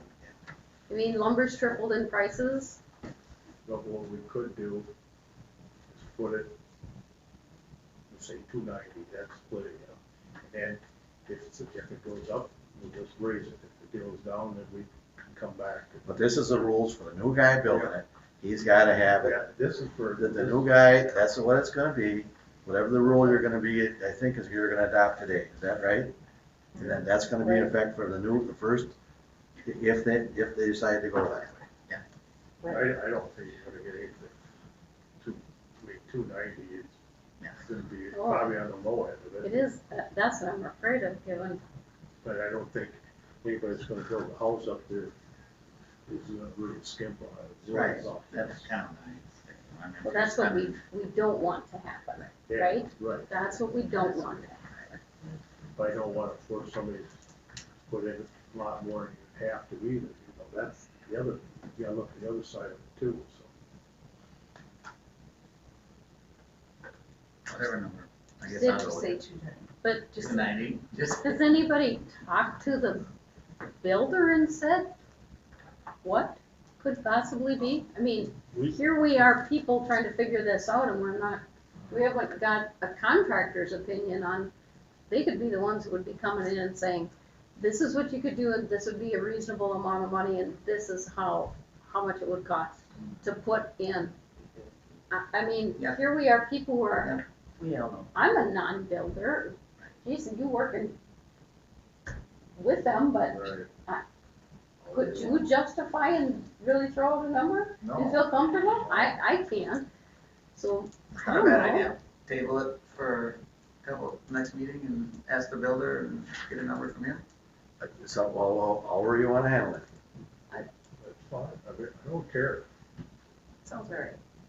I think that would be reasonable, I'll make because this. we don't wanna sell ourselves short, we don't wanna overprice it. Well, here, let's table this tonight. Yeah. Get a couple different builders, and maybe get us, might Yeah. go over anybody. Mhm. Yeah. Get some prices, what they feel is a comfortable price. Yeah. And then we can come back in 2 weeks. And meanwhile, Dick can be working on a covenant maybe. Yep, I'll get some, I'll update Just some put stuff. out the number. Yep, Yeah. okay. Yeah, I think that would Do we need that in a motion? I motion that we table the discussion to find out from builders, what would be a good price, estimate on a twin home? And that we have to continue to work on covenants for this new addition. Do I have a second? A second. Motion made second to table the price on the covenants until we get more information. All in favor, say aye. Aye. Opposed? Motion's carried. Josh? Yes, sir. Okay. Make I it know quick. it's almost 8. I'm working on it. I'm working. I can talk as fast as you want me to. Continue, Josh. Okay, so she's gonna start me off on, here we go. So, as you can see, 2020 call volume, ICRs, the ICRs pulled the instant crime reporting. It's a report. So every time we do an incident, it pulls an ICR number. We have firefighter members, so they understand that. So it's 1,720 in 2020. So as you can see, it's just continually going up there with stuff we've been doing. As you scroll down, you could do that. This breaks down the Class A violations, Class B violations. I put in other violations, basically speeding, parking tickets, just the other yes sir. Before you go too far, explain what a Class A and Class B violation. Class A violations are violations, crimes of violence. So that'd be crimes of violence, CSCs, which is crim sex, domestics. Class B violations, you're looking at more of the driving after revocation, DWIs, and there's a couple others in there. As for the arrestable offenses, those are all put together. So there was actually 14 physical arrests last year, 41 arrestable offenses that were charged out. The year before, this is actually, the number did change in between the year because all the court dates that got pushed back into 2020 where they're actually pushing through raised that number. So, and as you can tell, as everybody knows, we're backed up from late 2019 all the way to now. So these numbers will be slightly changing throughout the year and maybe even into next year. I'm actually dealing with court cases up to 2 years ago still at this time. So I broke down all the numbers, and I'm pretty sure you guys got a printout of all of those. Okay, so you got that. So it's just the same exact right here, just broken down on the bottom. So there you go. Other than that, like I said, these are going to change. They will be going up as the court cases go through. 2020 was a really weird off year for everybody. There was several months there where it was don't go to medicals. I mean, we're not showing up. We're not part of that just because you didn't want to take out the whole entire PD. All the way to we were barely even hitting traffic at some points there just because of nobody knew what to do. There was so much chaos. Nobody knew what to do. But with that actually goes right into right now where a lot of people started really speeding. A lot of people got into other different habits. Like we have a lot of speeders right here on Highway 58. Me and Nick just a couple weeks ago stopped an individual going at 143 and a 60 going southbound. Just gotta go to 91. Yes. So about 143 we stopped him at, and nothing under that hood was stopped, of course. He's lucky he stopped though, because he passed a deputy, passed him, got to me, and he stopped. And we already had State Patrol and Zambroda on the way up, so he was about ready to run into a hornet's nest there. So there's that. I've talked to the State Patrol, and right up here by this road up here, the first dirt road, they're coming up, hitting that easy 100, left and right. They stopped two just a couple days ago in the same exact day, going over 100. And of course, a lot of people will slam on the brakes right here because they know that we're sitting here, that right out they go. So they're actually doing a lot of enforcement around the area. I don't know if you guys have been noticing that there's been a lot of State Patrol in the area and a lot of deputies. They're sitting on the outsides, and I mean, they're really cranking through here. So, but with that being said, they've also been having an up in domestics lately, and there's been an up in a lot of DWIs where, I mean, the county is picking off DUIs at all times of the day, 6, 7, 8 in the morning, 9 in the morning, 10 in the morning, I mean, all the way through. It hasn't been, so we're trying to do as much enforcement as we can right now. We're out there. Okay, so moving on, sorry. I did go to the trailer park with, thank you very much. I told you, I'll keep talking as fast as I can. So, we ended up going to the trailer park, and I went with the manager of the trailer park, Chad. His name is Shadi Chahad, but he goes by Chad. I explained to him the condition of the trailer park, and a lot of what I've been seeing over time, and I've gone in there and I've done what I can, but at this point, it's up to a lot of trailer park, and I told him flat out, it's a black eye on the city. Every time I drive past this trailer park, it's horrible, and I go through there a lot of times. There's a lot of families with a lot of beautiful, just great kids. They don't deserve to be living around this. While walking through, we ended up going through, and we met with lot number 4, 9, 14, 25, 28, 29, and 33. We gave everybody 1 week to change their ways, move their everything around. But in this process, we found out there was 2 abandoned homes. One of them was 9, and the other one is 14. So, and I believe the one on the right was number 9. Could you bring that back up, Lori? The old one? Yeah, the first one. I'm sorry. Not very fast. I'm very sorry. I didn't realize. I can only go as fast as I can read. So, Which one? this one right here. So this one is the first one that we found out that is an abandoned home. We're trying to find out who owned it last and however to go through the process. You can tell there's broken windows. This porch is so degraded. I couldn't even step on it without falling through. We took these boards, threw them up there, and everything that's out front actually got taken since we uncovered it with the boards. Under Chad's direction of the manager of the park, we ended up going to the back door. The door was open. We notified we're coming in. We ended up going in there. The floors are so bad that I almost fell to the floor several times. I had to be very careful walking through there. And a lot of these trailers are extremely old. So the lifespan of a trailer should only be approximately, I believe, 30 years. These are well over, with that being said. So the interior, and I took pictures of the interior of this one and the interior of 14. Which one next? Just start going through them and I can start explaining. So this is the interior. As you can see, everything's been torn out. The copper's been removed out of this one. It's just, it's disgusting. The fact of anything that's going to be living in there, it's terrifying. As you can see, the walls aren't even right. The floors are all swaying. I mean, just stepping through there, I was trying to step from board to board. And as we go through this, you'll see each room is just piled up with junk. And so the place is completely, it's abandoned. So there's that one. And then as we move on, I didn't take a picture of the outside of 14, so we're just moving right into 14, and it doesn't look any better. So this, I believe, is 14. Yes, that's part of 14. And as you go into that, you'll see the bathroom, the walls are falling in. That actually has all the copper still. But,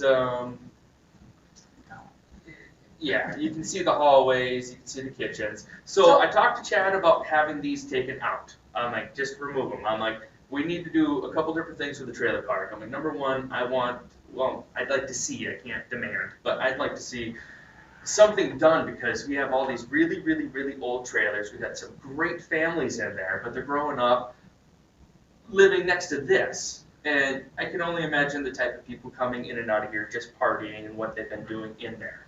So that's Chad right there. We're working together right now.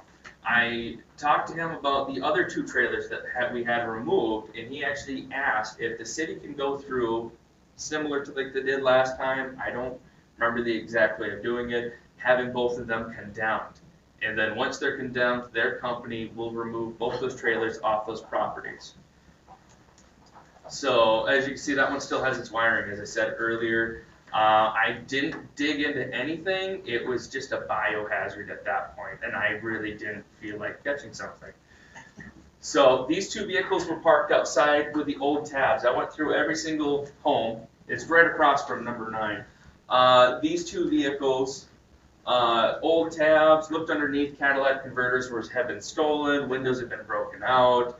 I tried asking around, who do these belong to? Who's been parking here? And a couple of people said, oh, those have been there for quite a while.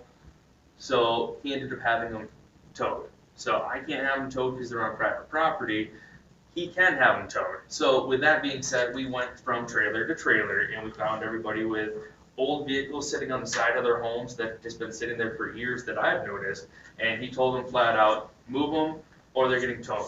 A couple of people actually got the vehicles working, put new tabs on them and cleaned them up. Yeah, so either way, couple other people, I had one house, they actually took 4 vehicles off the property, they got it all cleaned up. And they're still working on it, I've been watching them on a regular, they're out there and I've been meeting with them, seeing if there's anything I could do to help everything. So we got all that. So their company's wondering if you guys could help them out in condemning those 2 homes. I think we need to look into it a little bit further on who the actual owners are. Because they own the property, they don't own the trailers. That's how that works. I can't find anything. I found one person in number 14 who skipped out on her bills last September, and I found her in another town in southern Minnesota. She actually owes the city money, so I was trying to help with that. The other one, they don't even have any record of it. So, I mean, that one's going to probably be an easy one to do. Moving on from that and putting all of that on your guys' plate, because I know that's what you wanted. Chad was also asking me about the roads out there, because I told him flat out, I was like, something needs to be done with these roads. Every time I drive them, I hit a pothole. I mean, it's just loud bang. I'm doing damage to the vehicles. People are doing damage to the vehicles. And he said they're going to try by the end of summer to have both of those fixed on either side. But he said the one thing that he did mention is that some of those trailers down on Manor Avenue, the property is owned and the individuals own the trailers. It's not part of the trailer park. So the city's collecting taxes on those places. So he was asking if the city could kind of maybe assess that and come up with like a fair price, maybe if they could help them out putting in some roads, or at least helping out fixing some of the roads. Just putting in towards it, because he was saying they were looking at approximately $40,000 on trying to talk to best. So that's something for you guys to kind of mull over, is the helping out with the roads. So approximately $40,000 is what they're going to be putting into it. I know for a fact, I went through all these homes up here. I'm working with one of the individuals that doesn't have siding on his home and has it for 9 years. So I addressed that. He doesn't actually own the trailer, but he owns the property, and says, well, he's not going to put money into a trailer he doesn't own. I said, well, so you're going to be putting a new trailer on there? He said, no. I was like, okay, well, you own the property, and this is on your property, so you're now responsible. So we're working together. I gave him 2 weeks to start putting siding up and fixing his house. Otherwise, we're going to come back to you guys. I'm going to meet with Chad again here in about a week. A couple of these homes here, where are we at here? We got, Get that thing.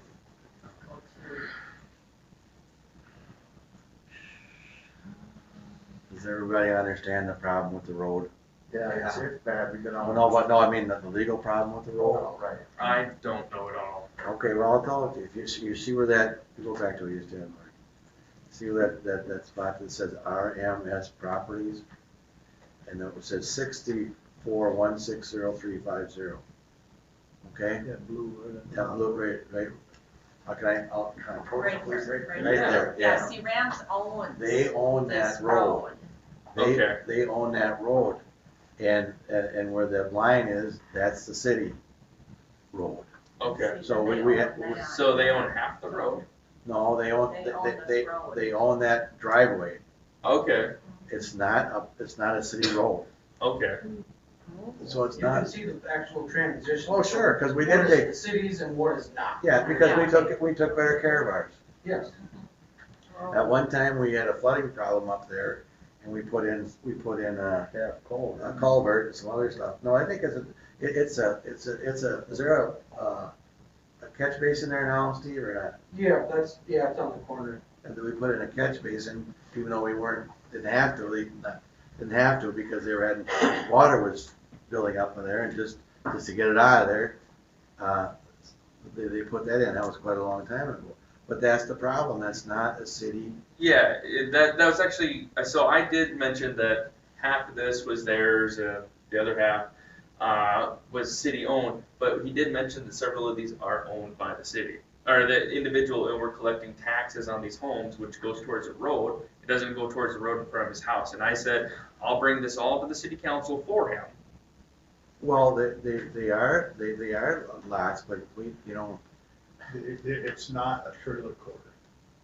That's why you got individual lots on there, like up above. You Okay, got one big parcel, that's a trailer court. yep, I understand that. We had this issue before, and when they bought it, Mhm. it's not a trailer court, it's individual lots, because he wanted to sell the lots. Yeah.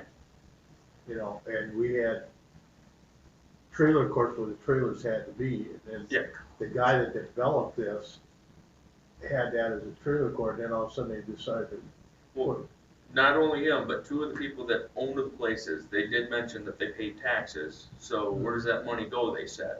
well, but they pay tax, but Sewer and water, I mean, that's their infrastructure Okay. underneath them. it'd be no different, it'd be no I just need different. an answer for next time. No, it'd be no different than behind Ferret's house. What's the guy that Dankers, that used to be or Marvin Dank, what's the Dankers? Harley, help me out. Harvey Dankers. Harvey Danker's house. Okay, There's a big driveway that goes back to his house, okay, right? I don't know who the Beats lives there now, Larry Beats, right? No. It's no different than that. It's a driveway so that's their driveway. okay. And it is, I feel sorry for them people. It is a bad deal, but it should never been allowed, it should never been platted that way, but it was. I wasn't around then, thank God. But it's a mess, it's always a mess. It is a mess, yes. And the street is terrible. Because this issue came up with snow plowing, they wanted the city to snow plow back there, and we couldn't because it wasn't our street. So, but I think you're doing a heck of a job just trying to corral some of this stuff. But the road, I mean, that's gonna, to put a road like we want in there. Yeah. Hundreds of thousands of dollars. Okay, so, just to tie it all in, I'm gonna be talking to him this Right. week. Right. Is there any way that I might be able to set something up so we can all sit down and talk? Well, we'll talk. And Yeah. explain it to him, and maybe, because I don't know about getting the owners, I've been trying to contact them, but the managers I can do, and just trying to come to a common goal there. And I've also, so not to switch gears on you on the road, so I'll set something up with us. It's not to switch gears, but the age of the trailers, I did mention to him, and he said that he did have other people wanting to bring in trailers, and they denied them. They're only gonna be accepting newer trailers, because that does look really bad. not Well, having most trailer parks have regulations that you can't have a trailer that's so old. Yeah, and that's what, so I asked him But what this, the again, this actual isn't a, ages but were. this isn't a trailer park. Yeah. This is just, yeah. Village or. I don't know what it is, but it's not a A trailer lot of these park. houses, they stepped up their game, they took care of their properties, and I haven't had to go See, back, they and I'm really weren't- impressed with it. They weren't designed, the reason they were where they were designed for modular homes. Okay. Cliff, what's that guy's name? Cliff. No, Well, they like Cal or Cal. Okay. And, but then after he couldn't, of course, after he didn't do that, because there was no covenants on there, then he just started sticking in trailers in there. That's all that happened. Okay, well, I will contact him, set something up, I don't know who wants to be with me to talk about this, you two? Okay, and we can sit down and really poke that. Other than that, that's kind of what we've been doing, we've been updating, we did talk to a couple other people about moving some vehicles, they were really not happy about it, still working with them. We do have the grass problem taken care of. That was one of the things I mentioned down there. The grass is not being mowed. He actually hired a guy while I was there to mow the grass, and I've been watching over. He's been doing it. He just did it yesterday. So the grass has been mowed on those empty lots and in the ditches. Yeah. So with all that being said, there is one other concern that I actually had, and then since we're talking about condemned homes, and I think it was addressed, you said it was addressed last time, that 104 4th Avenue? A little bit, not much. Okay, well, while I'm driving past, you can see in the basement, Earl Campbell's house. under the porch. You can literally look under the porch, see into All the right, we basement. got, here's what we gotta do on that. Yeah. No, it's not, we need to get Doug Morum out here, the building inspector, to declare those 2 trailers or 3 trailers or 4 trailers, or whatever they are, a public safety hazard or an emergency. That's what we did before. Yes, sir. And then we need to do the same thing with that house. Okay. And the house. He works for the county? Yes, Doug Morum. Morum? Yeah, I he's can our, get you the number. Thank you. He's our- contact him he's tomorrow. our building inspector for the city of Goodhue. That's how we went about it before. Beautiful. I'll take care of all 3 of them. Isn't that the house across from St. Luke's? Yes. Yeah. Yeah, that's condemned. But when you say it's condemned, what does that mean? What is it? They come in They some can't do other- anything with that property until they address the issue. Yeah. Well, we did that Well, right but- after they Long, moved out. long time ago. Yeah, So are they but- gonna remove the home, or? That, it was up to the bank, bank owns it, and I believe the bank was starting to finish I was up watching their process. Cats go in that hole under. All right, we're gonna find, we gotta contact the bank. We'll figure out something on that. Beautiful. Thanks, sir. And that would be my presentation. Sorry, I didn't talk fast enough. Okay. You did. Good job, Josh. Well, thanks, Yes, John. somebody's Thank doing you. something, that's wonderful. Mayor, What does Nick do, though? I'm the good looking part. Okay. Pretty one. Oh my gosh. let's keep going here. Mayor's concerned, 'cause one concern I have is credit cards again. It's the second one now that's happened where a guy called up and said that they were me, or emailed, they were me. And they wanted a couple $500 gift cards brought up to me that I was too busy to get it done, and it's a scam. And if you look at the email address, it's nothing that's gonna be even close to my email. Yeah, I had one yesterday. Oh, another one yesterday? And I had one yesterday. I'll put, Yeah. we have a lot of people in town that are victims right now. We've been dealing with that. I'll put something together for the Facebook page. As for, maybe I can talk to you later. I'll put something together for the newspaper on all the Yeah. things, Yeah. all the angles. You could just specific of them. Yeah, I will be there, It's your yeah. own, your own, credit card too. I was in Duluth Yeah. on vacation. I got an email that my credit card was gonna be blocked while I was in Duluth. I called the card instead, or my husband did, and they said it's a scam. We It got looked totally real, except the email address was a We bunch got of gibberish. everything from that to people requesting gift cards for payment and people actually doing it. So, so I'll put something together tomorrow or tonight for the Facebook page and then I'll talk with you. Okay, beautiful. I just bring it up so. No, you can't be too careful. I had a client that lost $25,000 like that. Mm. 25 grand. Let's see, Oh, they just had one of them I broken. just wanna bring it up to make sure if you get anything like this, just forget it. Yeah. I'm glad you Not did to this read stuff. it. Then the other deal is Yeah, yeah. Josh, He deleted. Yes, yes, sir. the other thing is I had it tonight, did you talk to our buddy? Yes, I did. I absolutely did. I took care of that. So, we talked about the property, the condition of the front and back. He did mow the yard in the heat right after I talked to him about that. The back is gonna be taken care of. The vehicle, he ended up installing some mufflers on that. And, still not quite enough, and he admitted it. So, if, I told him flat out, if I even hear the vehicle, any of us hear the vehicle, he's getting tagged immediately on the spot. Unless he just slowly limps it out of town, and I still don't know how he's not getting tagged outside of town for that. Oh, But, so the noise should be getting taken care of. I've been getting complaints from all sorts of people for that. I mean. And then the condition of the property will be Yeah. taken care of. Yeah. Oh, It's ridiculous. It's absolutely ridiculous. So, we also had somebody else with a hot rod downtown a couple days ago, basically almost done the same. So, Then the other thing I took care of is I talked to Steve about the assisted living lot to get that grass down. Somebody's coming in to hay it, right? It's cut.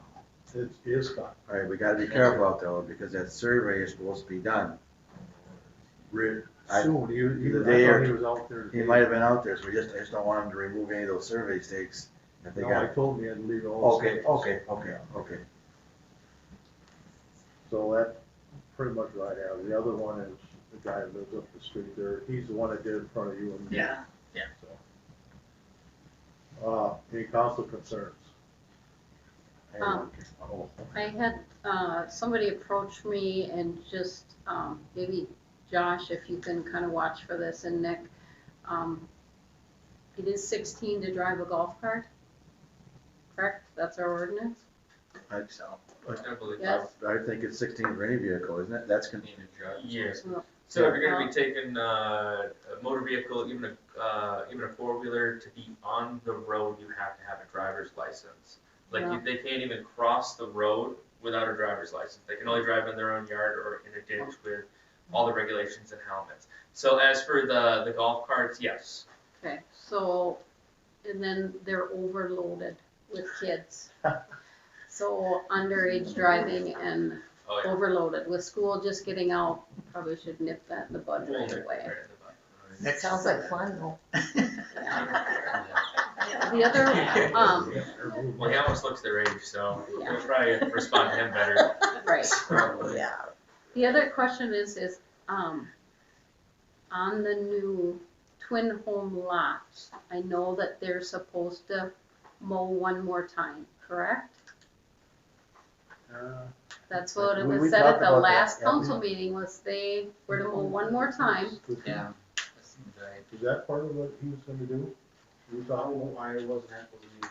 no, yesterday when we talked about him hanging. One side was mowed and then the other side was cut, also they didn't fail that. Well, the stuff that was mowed behind Patrick Casey, he mowed all that, because he was tired of looking at the tall grass. So he had, somebody was kind enough to come in and knock down a bunch of those weeds. So I know that last meeting it was said that contractor had to mow one more time and then it was the city's responsibility, but they haven't been there yet. Is that, am I not right? No, Dreaming? just- Okay, It's thank the you. same thing, yeah. That east side, I mean, that was mowed. Not this By year. you? Yeah, not by us, no, this year it has been. That's right, but by private, because, That yeah, someone mowed that whole work, that whole side, that, Yep. there was someone mowed up more, yep, farther up. yep. I know who it is, but I'm not gonna, No, but that's they fine. did that just because they were kinda tired of looking at the weeds. So we just need to get the contractor to come and mow those weeds down on both sides. They didn't quite get it all on the east side, because it was steep on the one side, but Towards the north end. the south end. No, well, it's between, on the slope in between the houses on the backside of Crestview Court. Like behind Mitzi Bork's house, that didn't get more, because it's pretty steep there, so he didn't go down there with his piece of equipment, but. And I know Patrick has mowed straight behind him and mowed everything down and he bagged it all last week just to get it nice, because he said all the frogs are coming up from the pond. And he said it's just been terrible in the backyard with the frogs. And just to keep the grass down with the rodents, so. Yeah, he said it was running over frogs in his backyard. So, those are the only couple things I have, I so. got one thing here. Okay, wait, Oh, I'm sorry. wait for, I got something. Cats, are we still working on feral cats around town? I have not been lately, but. I understand there's somebody up here on Fourth that actually has built little hutches for them and feeds them regularly and, yeah, is like caring for these. What's that? Robins. Yep. So, I don't know, do we have to talk to them about that, or say something, or, I don't know what the deal is on that. Cause I know people are finding cat crap in their gardens and, you know, and yards and, yeah. I think they're having a problem with that in, I think it's in Broda. The city ended up having to address it and it got a little dicey there for a while, so. Just, Yeah. I know we talked about it and I've heard this is going on and. No more relocation, is that what you're? I don't know, what do we do? In the middle of the night. Bring them to some Take them out of town. Right. Take them to Zambroda. Take There you them go, to that's a good idea. There you go. I can motion. well, let's keep going here. Sorry.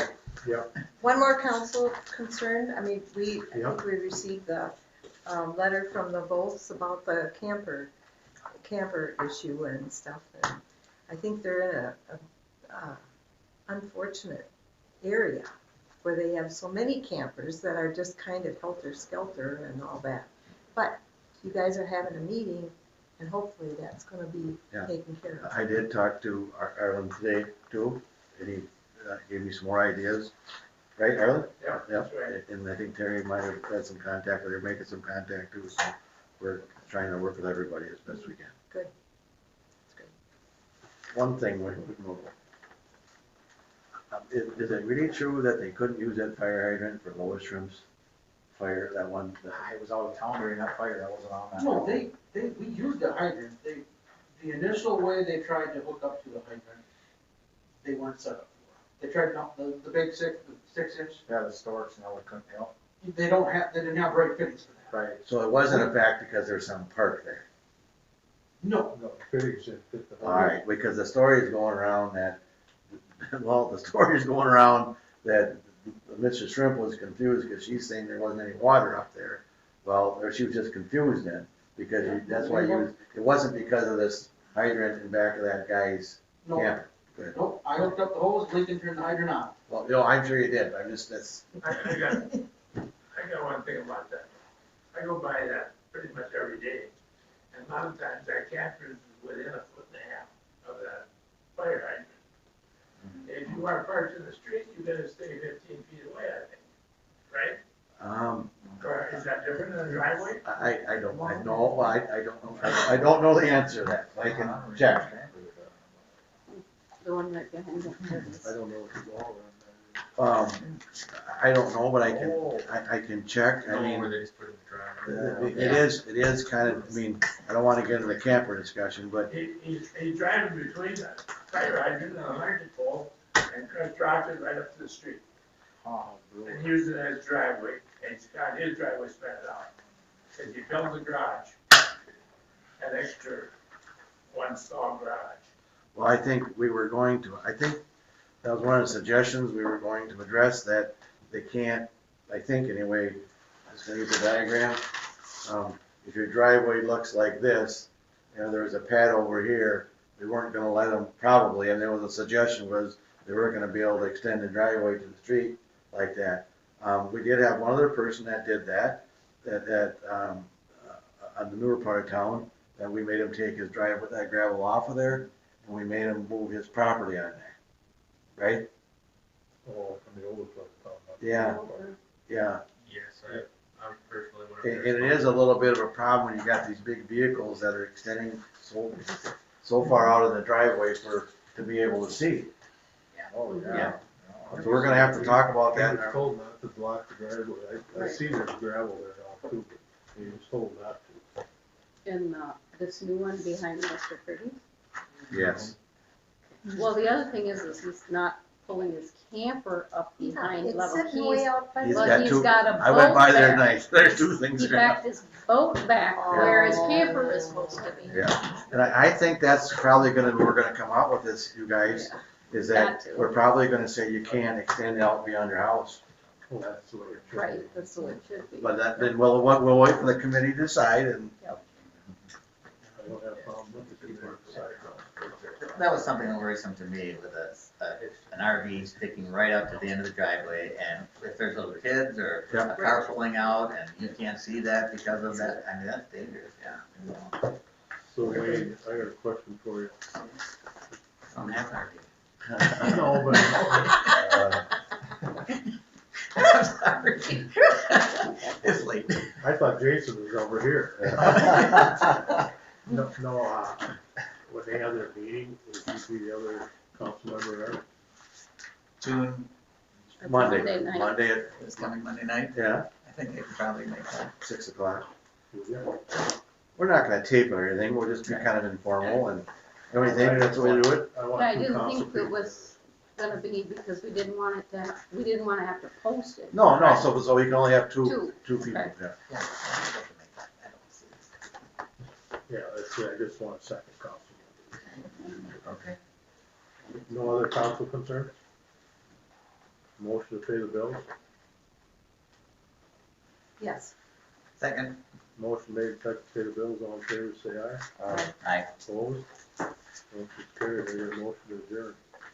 So moved. Second. Motion made, seconded,